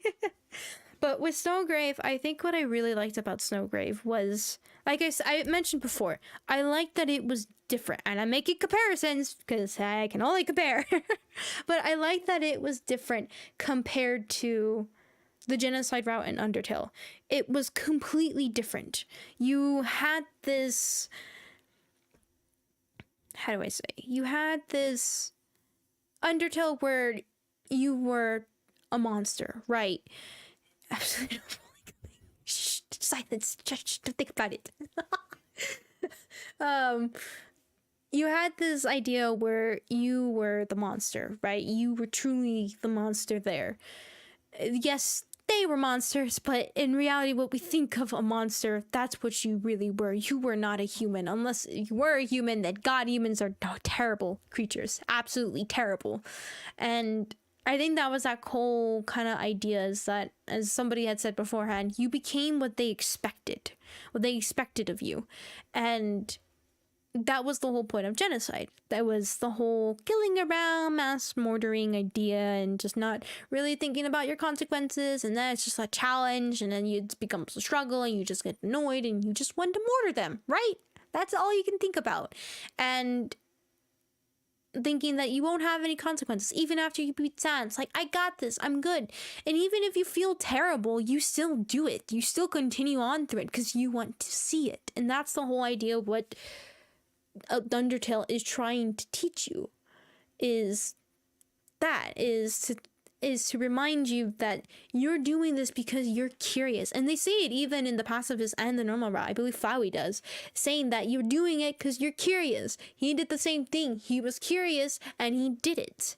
And you think that there's no consequences, where in later on in the genocide there is. I mean, yes, you could go into the files and change it that way, but if you played the game the way it's supposed to be played, you're left with permanent consequences no matter what you do. You made your choice after killing Sans and everything and killing everybody. There's no going back no matter what you do. Even if next time you try to be better, it's still gonna haunt you. You're not you anymore. You're different. You are what they think you are, you were supposed to be, and you are. And there's nothing that's ever gonna leave you. And I think that was cool as a concept later on, figuring out that that's what it wanted you to feel. It wasn't just I'm a terrible person. Yes, you are, but you're not getting away from it. And I think that's what I liked about the genocide. I mean, the other my critiques for genocide in Undertale was the idea that it was, it was a little on the nose with everything. It was obvious. It felt kind of typical at first and everything. And yeah, I felt bad about killing the pirate. That killed me. It really did. I was so sad about it. And Undyne too. When I finally beat her, I was like, yes! And then that realization that, oh God, what have I done? That it had never left. It never did. Killing Metaton, killing Sans, killing everybody. Their dialogue at the end was not merciful to you, was not saying sorry, was not anything like that. They hated you. They truly hated you. And you have no excuse for your actions. You can't just say, oh, I'm sorry, I didn't mean it, because you did. You meant everything. You worked hours and hours and hours to beat them. You put yourself through your own torturement just to beat them and see what's next. And I think that is probably terrifying in its own way and what really made genocide. But like I said, there was the parts where, like, hoping that nobody came at the end and, like, having that repeat and kind of the whole idea of, like, oh, it's all smiling and creepy and the music. And I mean, later on, like, I did feel like it was a little bit on the nose, and I get it. It probably was supposed to be that way, right? To make you feel uneasy and in your face that you're bad, you're doing terrible things, you're bad. And the LVs actually standing for level of execution, the love and things like that. And it was kind of a bit like, okay, it's a bit strange. But, and like I said, what made genocide for me was the truth of figuring out what really happened at the end and why. That consequence. And it was going to haunt your save forever. You can't go back. And I like games that do that. Like with Doki Doki Literature Club does the same thing. What you do carries on no matter what. You can't reload a save. It stops you. And I like that. I like that you can't just erase. I mean, you can, but the way it's supposed to be played, you can't just erase it and go back. And I think that's what was nice about it too. Yeah, and the LV and the XP and things like that. We're in pacifist route, and that goes for all of Undertale. That just kind of felt like a little like, okay, that's a cool play on words, but also, nay. Most painful part of the first playthrough process was trying to restart the game and leave them be. Oh God, yeah. I think that probably was another killer part. It was an entire year, right? It was an entire year when I last played Undertale. It was one of my first games that I had streamed, and restarting it, knowing what I was going to do to kill all these characters. I left it for an entire year. And I was going to do genocide because, one, people wanted to see the genocide route and were asking for it. And two, I felt like I finally could probably try to do it. I knew how difficult it was. All I heard was that it was super, super difficult. But there it was. And that idea of Flowey saying, don't do it, please, just let them live a life. And realizing what I'm about to do is go ahead and, one, not just restart it, but two, all of that memories, all of everything that we had done, I'm about to do something 10 times worse than just restarting it. And I think that was probably the most terrible thing. And I think that's probably what a lot of people did. I don't know if people did normal route first and then got pacifist, but I don't think genocide was the first for a lot of people. And if it was, what's wrong with you? I'm kidding. I probably would have done that too. But that idea and that concept of you're going to flip it. And I think that was just like, oh, great. No, not good. Kara, yep, that's the next character I was going to talk about. Indeed, you'll see the game where if you try to, you might break theory. Whoopsies. But yeah, Kara, okay. I know I said in all of Undertale, my favorite character is Kara. And I do like Kara a lot. I like the concept of who they are and their existence beforehand. I believe in the fact that they are the narrator of the story. I just kind of like that as a little thing. I've always imagined me when I'm playing these games that I'm a little talking mini version of myself on top of everybody's shoulders and just guiding them through. Especially if I can't name them Fatum and they're their own person. And that's kind of what I saw with Kara. I was like, oh, okay, basically kind of what I thought. A ghost is falling around and helping out. And that's just kind of who I thought Kara was and their whole being. But I agree with the end dialogue. I liked the idea that she was the one that kind of forces the consequences idea, and this is what you're not gonna get away with it, and I'm gonna make sure you don't get away with it. And I think that's what I really liked about them. But the way they just had to address it is just really kind of like, I would have liked it if they approached friendly, right? Instead of acting all creepy and kind of typical, and it was like you said, a cliche. If it was more like all of a sudden got happy rainbows, happiness everywhere, and it kind of felt like you were on the pacifist route. If it made you feel like you were on the pacifist route, I think something like that, where I guess that idea, you did all these terrible things, you killed everybody. Garrett shows up. And all of a sudden, it gives you the same feeling you had when you were in the pacifist route. This nice, happy, everything's gonna be okay feeling. I think that would probably cause the most unease in a person, that knowing what you've done, knowing you are not going to truly get away with it, but all of a sudden you have this taste of happiness again. You have it, but you know how you got here was terrible. And then either to rip it away from you or suddenly hint at something terrible, but not directly in your face. All of a sudden you boot up the game again, say, you know what? I want to be the best person ever. I feel bad about what I did. And all of a sudden to get that endings you get now after you've done a genocide route, I think that would truly be, probably I would have loved that a lot more, and my opinion on genocide would probably make Undertale one of my favorite games if it did something like that, because I like the idea, I like the concept of you did something terrible and everything felt normal. Everything felt just fine.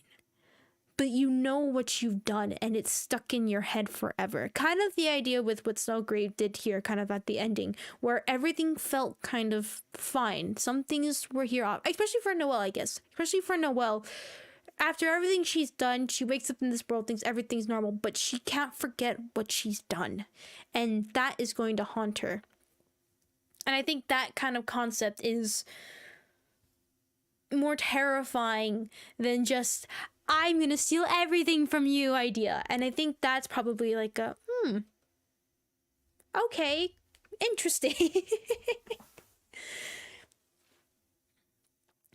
I almost missed some dialogue. Hello. Hello. Deals. You know what you've done. It's within you. Basically, yes. Hello, Casey. Welcome.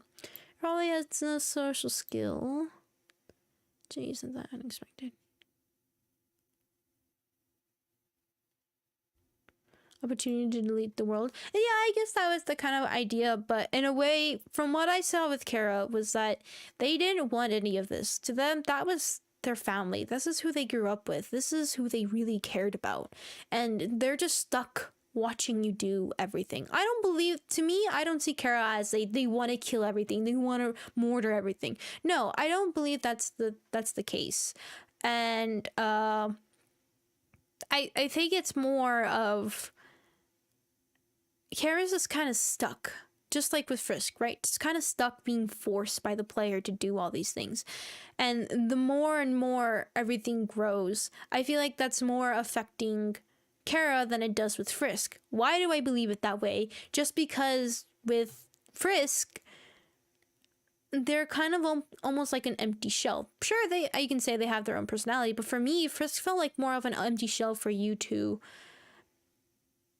stay with, for you to just kind of embody at the moment. And you assume it's just your character until it's revealed at the end, right? That's just the idea of what it's supposed to be. But, or Frisk, to me at least, that's who I think Frisk was meant to be.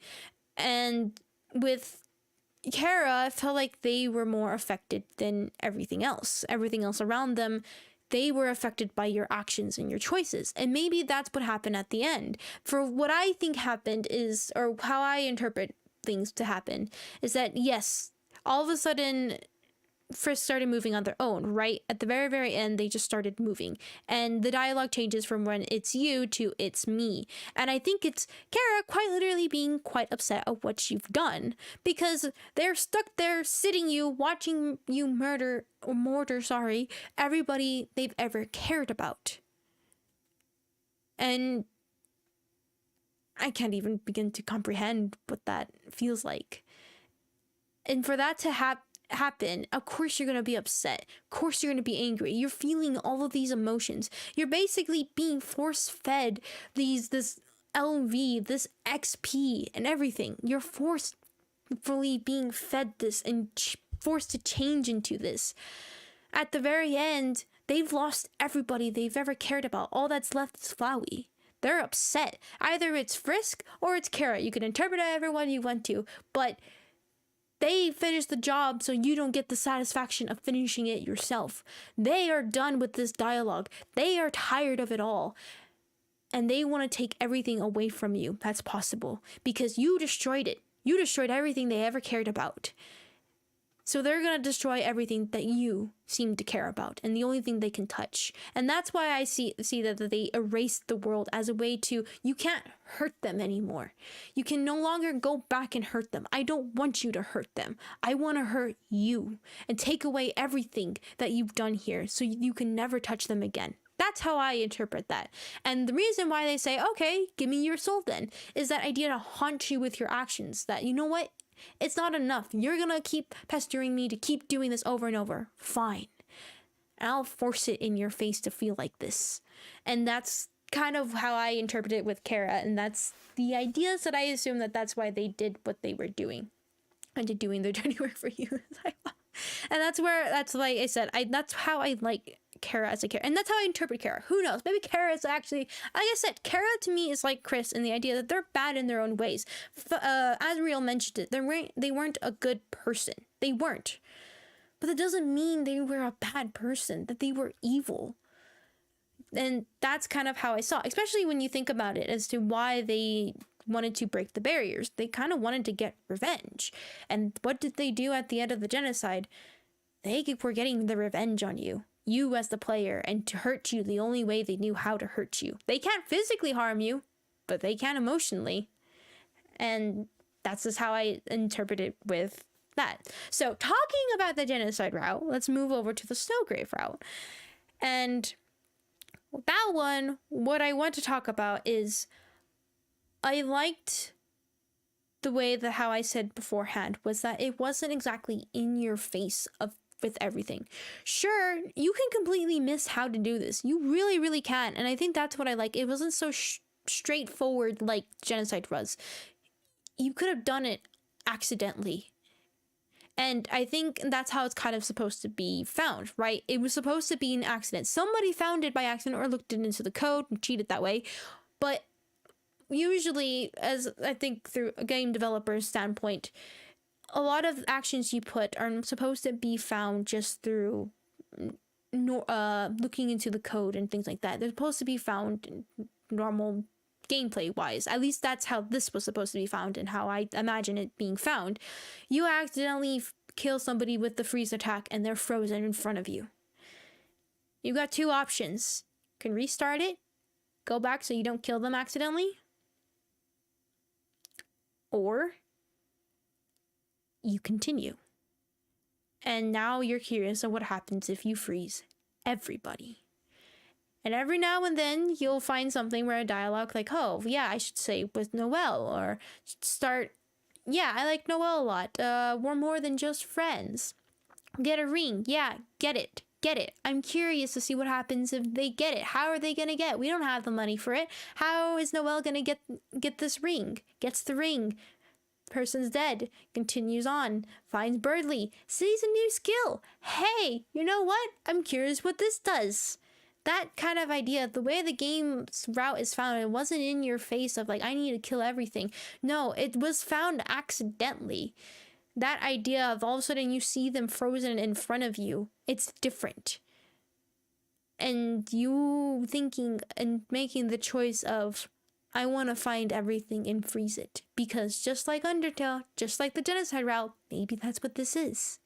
Because the previous chapter didn't give it to me, so this is what this chapter will give me. And I think that idea... Hold on. I'm going to read a thing real quick.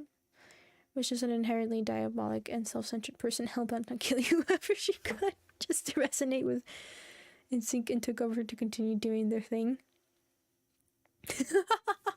I guess, yeah, that's how kind of at first with Kara. That's kind of at first my interpretation, but then I started thinking more about their actions and everything, and I was like, you know what? Maybe there's more to it. Especially, I don't know, like I said, my idea is that they are the narrator, and just based on your actions, they get affected by it. And not just through like, oh, because their souls are connected or things like that. No, it's like an actual person. How would you feel being affected by, you're dead, you can't do anything. It's kind of your fault that everything's like this. And now you're forced to watch everybody you ever loved died.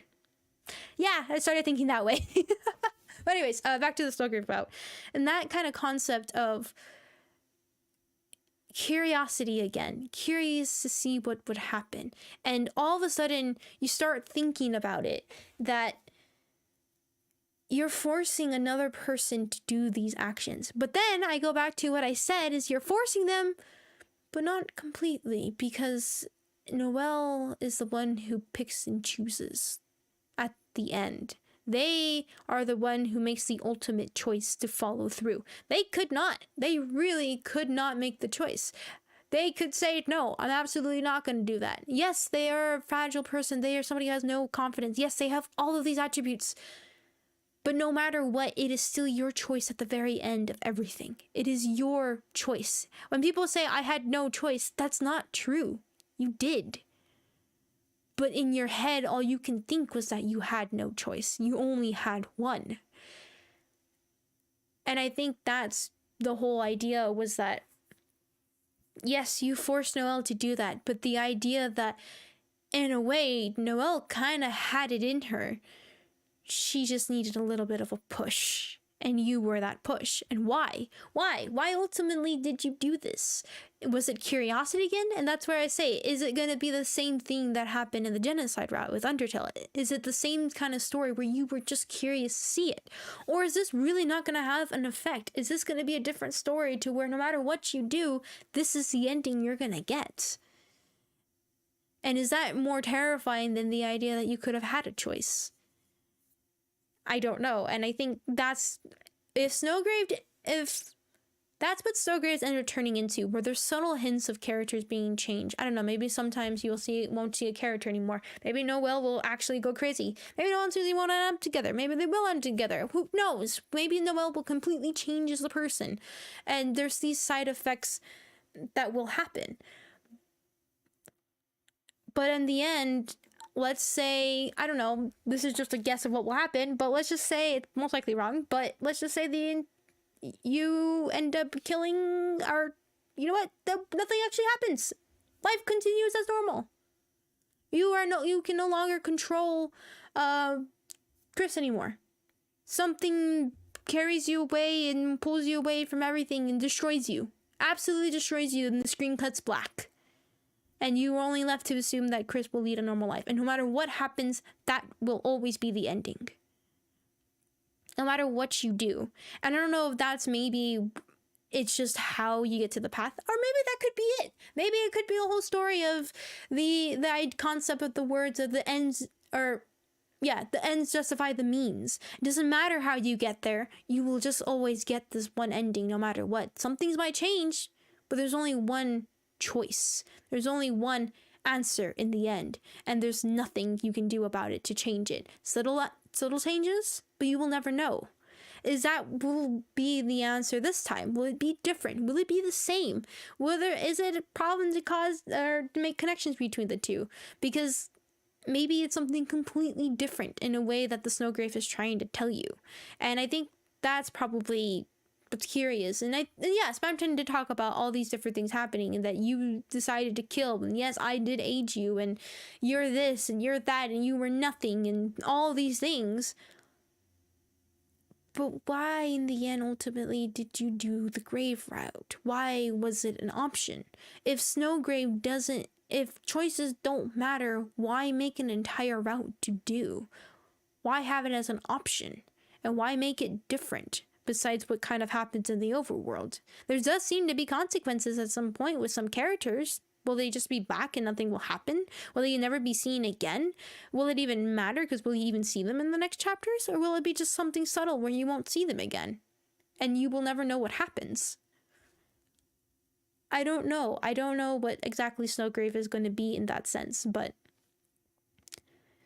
because all this gave Noelle the chance to find peace. For she is before what others told her.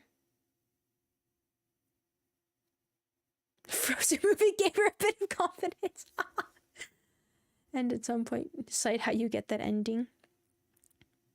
Yeah, and I think that, and that's kind of back to what I was kind of saying is that, and that's what I like what Snowgrave did, is I like that you did all these actions, everything.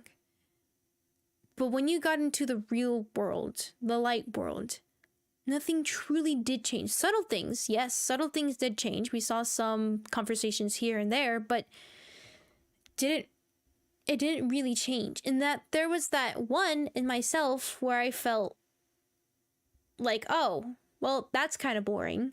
But then I think about it and I think, God, that's terrible to think that way, because what did I want? Did I want to see people dead on top? Did I see one of people dead on the left, on the right? Like, what did I truly want to see and why? And then all of a sudden it felt serene. If I went through it normally without skipping the dialogue, if I wasn't streaming it and just played it normally like that, I would feel uneasy. I did feel uneasy, seeing nothing different. I felt like once again I got to that point where things were sometimes different, but in the end it was trying to recreate the feeling that you got. And like I said, that end cutscene, nothing changed. You still got the same end cutscene as you did last time. No matter what you do, you will always get that end cutscene. And maybe if that's going to be kind of what the whole point of the game is that, like it said, your choices don't matter. No matter what you do, this is the answer. Whether it will be Chris that affects it or some other force. Is it your choices or is it Chris's choices? I don't know. And I am a nerd, thank you. I don't know, I like talking about these things. I like talking about what I think for the game and figure it out and putting my own thoughts out there in the world. Something can't really exist if others cannot get access to it. It can exist in your own head, but is that truly existence when you die? No! God, I went deep there. It is a nice feeling. It is a very nice feeling, but I don't know. I really like the Snowgrave, and compared to Genocide, in that it was subtle, but when it really got to it, the way that your actions were and how you performed them were scary. And the idea of thinking about Noelle and thinking about how in the end she was still a confident person no matter which way you went, but how she got there is what changed. And she did have subtle differences, but what really happened? What would really happen to her? I don't know. And I think that's I like that. I really, really like that. It made me really like Noelle and really made me like, honestly, to me, I love Queen. I do. I like her a lot. She's really, really cool. I like Susie. I really, really did. I like Chris as a character. I really, really did. But honestly, what made Deltarune for me in a way, and just these 2 chapters, I'm not talking about the entirety of the game because the entirety of the game's not out, but just chapter 1 and 2 was Noelle and just that idea. And for me, that's what Snowgrave did for me, was that it made me realize that idea that no matter what, the end will be the same. No matter what action you choose, the end will be the same. There might be some differences, but the problem is does the means to get there actually really matter?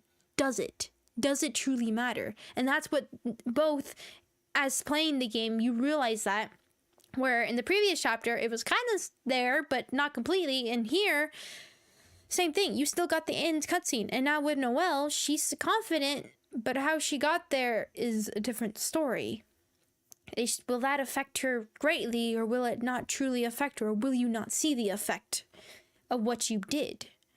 And I think that's, for me, that's why the Snowgrave route existed, was to show the player that once again, no matter what you do, the ending is going to be the same. There will be differences, but that ending is the same, always. And I think that's what I really, really liked about Snowgrave, was that. Not just the creepiness, not just the way it delivered its creepiness, not the idea that you were just manipulating another person, and not just Chris, and the idea that the way that the soul works and how you can hear everybody's inner thoughts, and actually breaking that fourth wall, not just Spamton, not the boss fight, but that as a concept of showing the player once again, no matter what you do, you will get the same ending. And I hope that's kind of the same message that this game will continue to deliver. I really, really do hope so. I hope that they will continue to do that, where in the end, truly at the end, that cutscene, nothing is going to change. And you can try and try and try. And what I'm kind of hoping for is something tragic to happen at the end. Because then that will truly make you feel like you really wish you can change it. You really wish you could. But the game has constantly reminded you you can't. Either you've been the worst or you've been the best. You can't change it. So some dialogue, as I was talking about. The finality always remains the same. The memorable stuff is the whole adventure in itself. By your choices.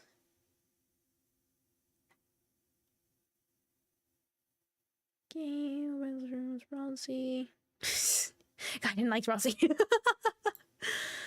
What is a good choice by chasing the ace to his thing? Usually people hate the fake choice. And yeah, that's the thing too. You know what? I used to hate fake choices, but what changed my mind about that was, honestly, Doki Doki Literature Club. Did I mute myself? No, I thought I accidentally muted myself. Was Doki Doki Literature Club made me change my ideas about that. I used to hate the idea that no matter what option you chose, things will always result in the same. But when I played Doki Doki Literature Club and started really thinking about the story, I've thought about it so much. I mean, it's almost been 2 years since I last played the game, and that idea that your actions didn't truly matter. Your story was different. You got to learn different things about each of the characters, what different dialogue option has to offer, but in the end, the result will be the same. And sure, there is like that good ending you can technically get, but in the end, the result's still the same. The game's gone. The game's deleted. Monica by herself alone again. And everybody else, all the other characters are deleted. Maybe you can even say Monica's deleted as well. Although, I mean, that's kind of interpreted, maybe not truly. But that idea that your choices in the end didn't matter. But yet, it didn't deny a good story, that good realization that you were powerless, but that was fine.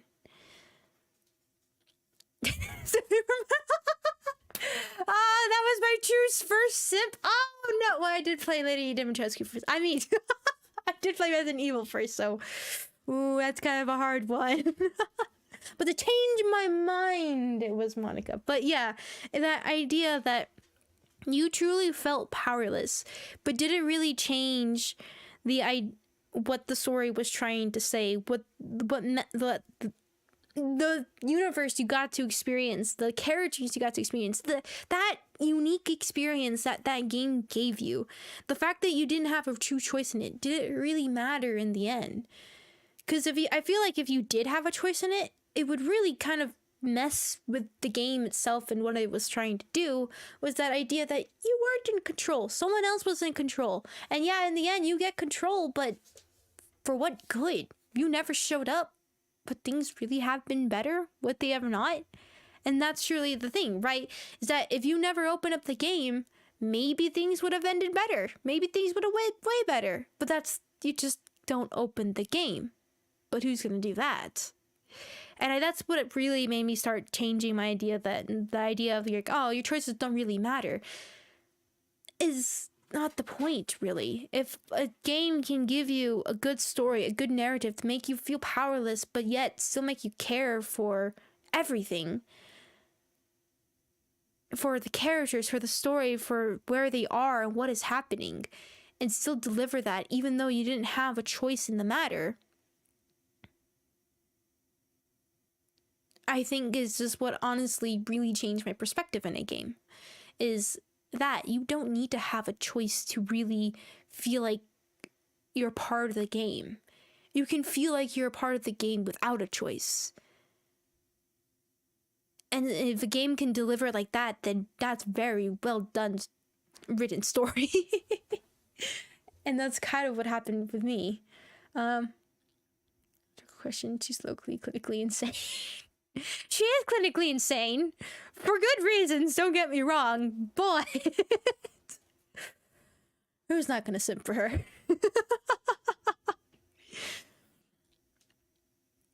You need to play Tokyo Electric Club Plus? You haven't played it? God, it's good! That's the first one I played, and then I played the original PC one on my own because I needed that experience. Pure Monica. Shh, don't say anything. Just a bit of aggressive for realizing the work's not real. Shush, it's fine. Does anyone else read DLC is downloadable content? Honestly, that was the short version of it was pretty funny when I discovered it. I was like, oh, DDLC, that's good. But yeah. I guess that's what this now with playing Deltarune, and that idea that not having a choice, and yeah, it is going to be frustrating if something bad happens, and it was a little bit frustrating here, right? It was a bit frustrating. I said that I was a bit disappointed where there was nothing really different at the end, that I wanted something happen differently at the end, but nothing did. It was a bit frustrating, but then that's where I come to realize the game literally warns you in the beginning, your choices don't matter. But nobody takes that quite literally, do they? Who would? You see little differences like this. Oh, it's gonna be different. It has to be. It's a game. What's the point of having a game if you don't really get to decide the narrative, right? But that's the thing, is that's the point, is that there wasn't a choice. There was never a choice. And yet you still decided to dive into this adventure. Were you thinking for a different option? Or did you just wanted to see what would happen? And I think that's what I really liked about it, was that it had that concept, and it's basically keeping true so far. Yes, you can do a mass mortar. Yes, you can do all these things, just like with Undertale. But it's different where your ending is the same so far in chapter 1 and 2. And I'm like I said, I'm hoping that the game will keep it. I really, really am. The game will keep this kind of concept. But at the same time, am a bit worried that if it does, will anybody really be impressed by the story? Because you could have probably guessed it. I don't know. I do feel like that there is going to be some changes later on in the other chapters. Maybe it'll be a subtle difference. Maybe you'll actually get a different cutscene at the end. Maybe there won't be a cutscene at the end. Maybe we'll just black out and that'll be it. I don't know. I feel like the other chapters are going to be different and they're going to need to be different. Why do I feel like I do not see YouTube chat? Just a little thing I need to look at. But I don't know. I think so far I have been impressed with that in chapter 2 in Deltarune, was just that concept. And think about it more and more and more right now is I am happy about it. I am very happy about it. Just need to make sure I didn't crash over on.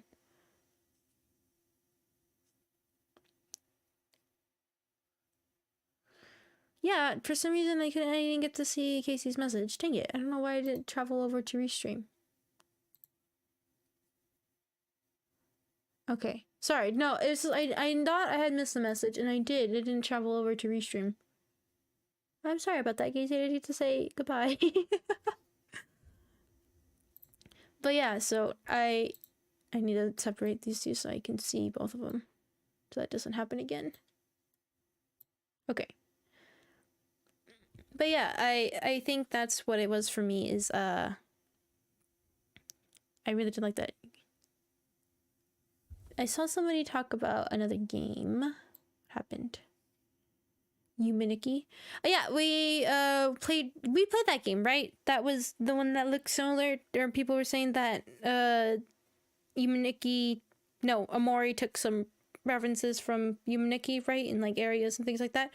Right? It was a little girl with twin tails. Traumatized me as well. Right, in the weird world. I think we did play that game. I think we did. Maybe. I can't remember. I think we did. That was a good one. That was a good one. I think we did. But yeah, okay. Yuminiki, right? Did we play that game? I feel like we did. It sounds familiar. I was thinking about an anime at first, and then I think I remember what it is. I'm gonna say we played it. I think we did. Yeah, we did. Okay. Okay.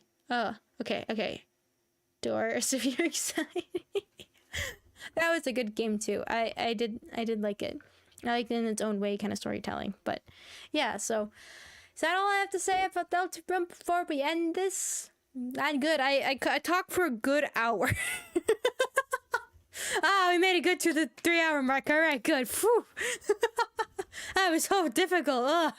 No, I liked actually taking a second to talk about the game because I've been wanting to talk about it, but it was just difficult to at times, especially dialogue pieces of the game and focusing on the battles and things like that. There's a lot I wanted to talk about in this game. I don't know if it came across that I did not like the game. There was moments that I did not enjoy it. I truly did enjoy this game.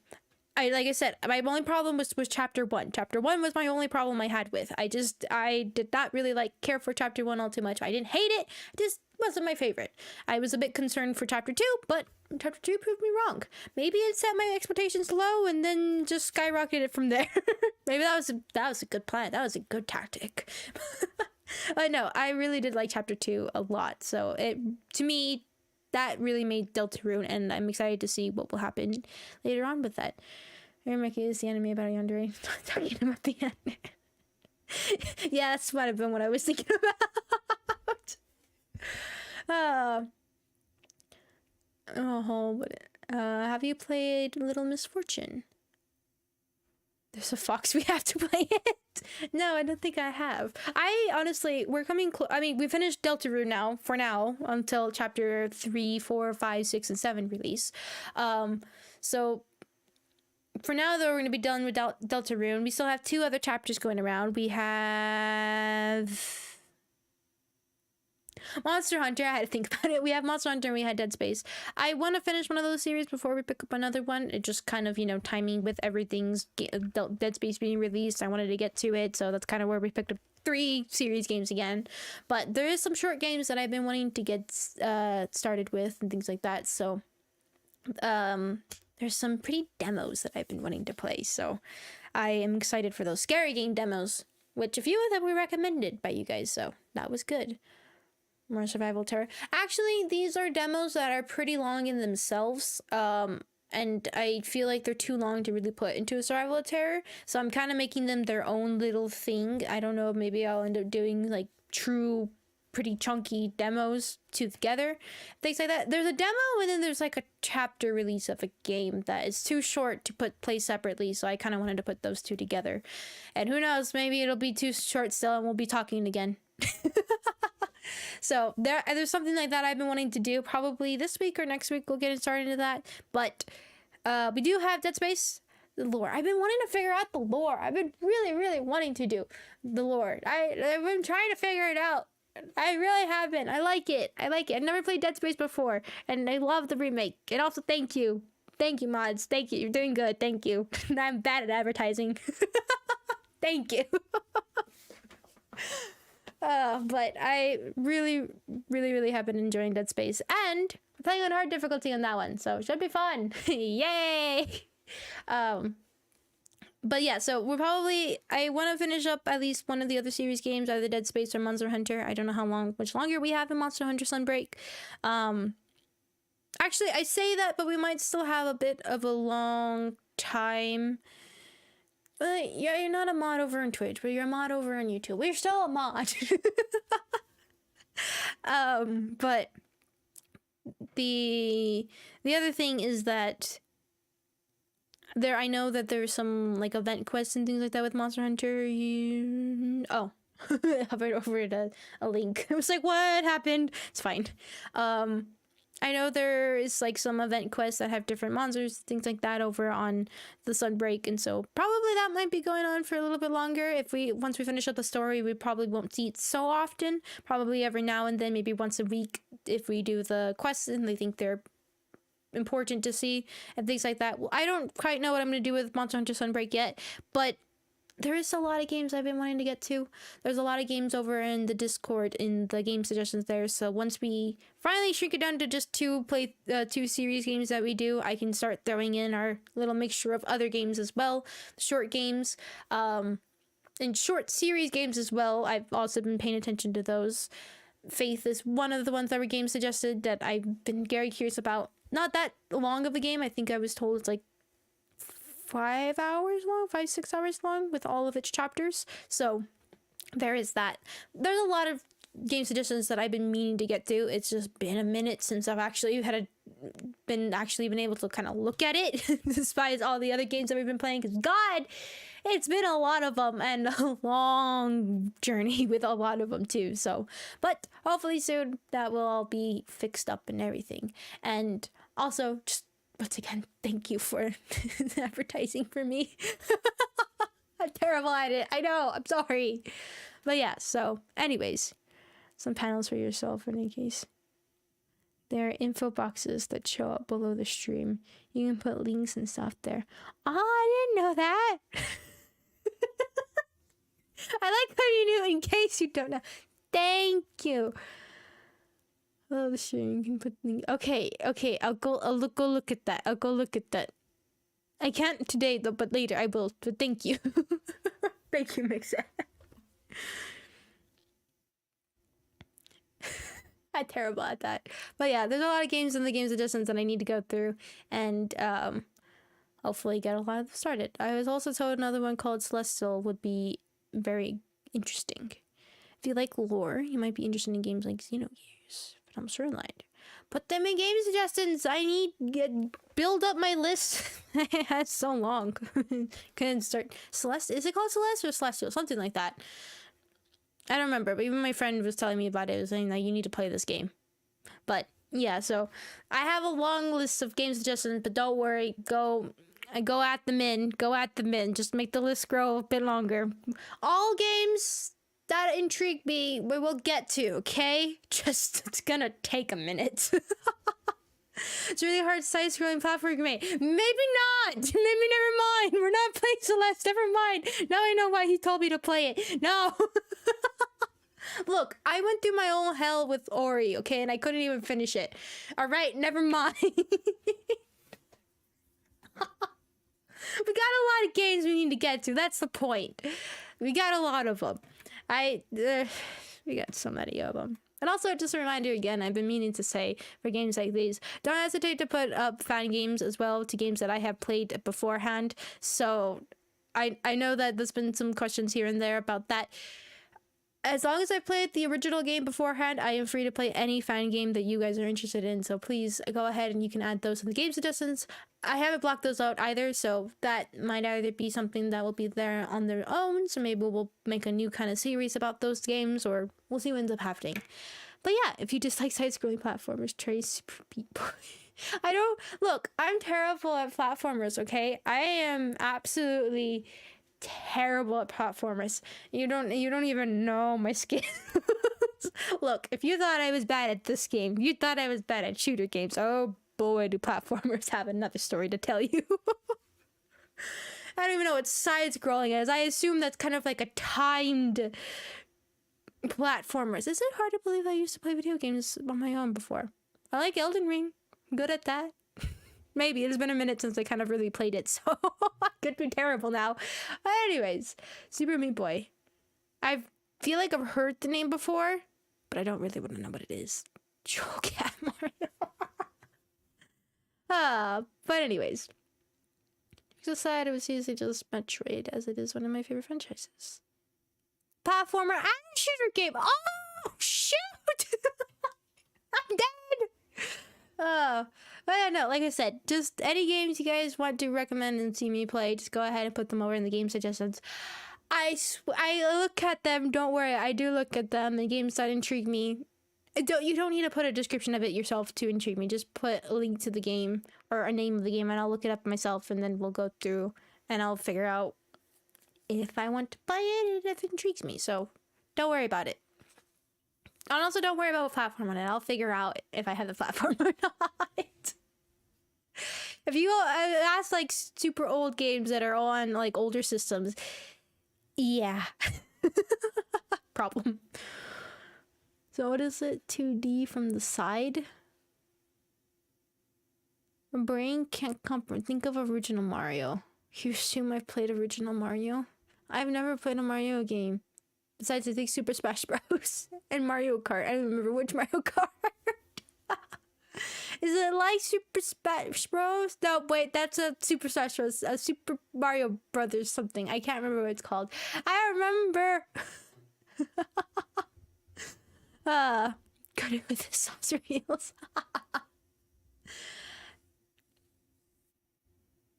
I love that game. Yep, that's another game that it's on my list. Faith is one that I saw. Baba Is You is another one I saw. Celeste was another one I saw. And there was another one that I can't think about at the top of my head at the moment. Oh god. I did my game suggestion. Something Milk. Milk 2 or Milk Bag. Something like that is another one. I have a lot of things in my game in my wish list as well, so don't worry. Like I said, I do. Just takes a second. Anyways. Please, no caps, no full caps. But also, yes, this is the end of the stream. I apologize. Should be named Bill. Oh god, we got Mortar, we got Chapel, we got Bilk. What else? What else are we gonna be creating? Me and my terrible usage of words. But yes, Little the Blade. But yes, I apologize. This is the end of the stream. But that's a good thing, right? All streams are archived. I know they're never the same. I know they're not the same, but they're archived. They're archived if you want to. But anyways, oops, wrong one. There we go. But yes, but anyways, that I think is gonna have to be it. I don't know what I'm gonna stream on the 8th. I might do Dead Space. I'm kind of curious to see where that might be next, or I might do Monster Hunter. I have thumbnails for both, so I haven't decided which one I really want to do. We'll see. It'll be very soon, but there will be a stream on the 8th. Just keep an eye out for Discord or the notifications over for YouTube open. Those will let you know when stream will start. I believe it's 1800 UTC, or did it change to 1900? It's one of the UTCs. 1800. That's important to know, but you know, notifications go boom and they tell you. But yeah, so that will I don't know which game. I don't know which one, but I'll have it scheduled up over on YouTube so you can figure out if you want to see it or not. But yeah. Also, I think that's really all I have to say. I don't really know which one I want to play. It won't be one of the demos yet. If I do demos this week, it'll be probably Friday. And also, yeah, another thing, schedule. I forgot to say this earlier. Schedule, here, there, days. These are days that these things happen unless you live in a different time zone and your days are different. But these are days. And these days I stream. These days, 8th, 10th. I know Tuesday's not on here even though today is Tuesday. Look, there's some streams that happen when I feel like it could happen and they can do and they exist. Today was just one of those that I let Discord know, okay?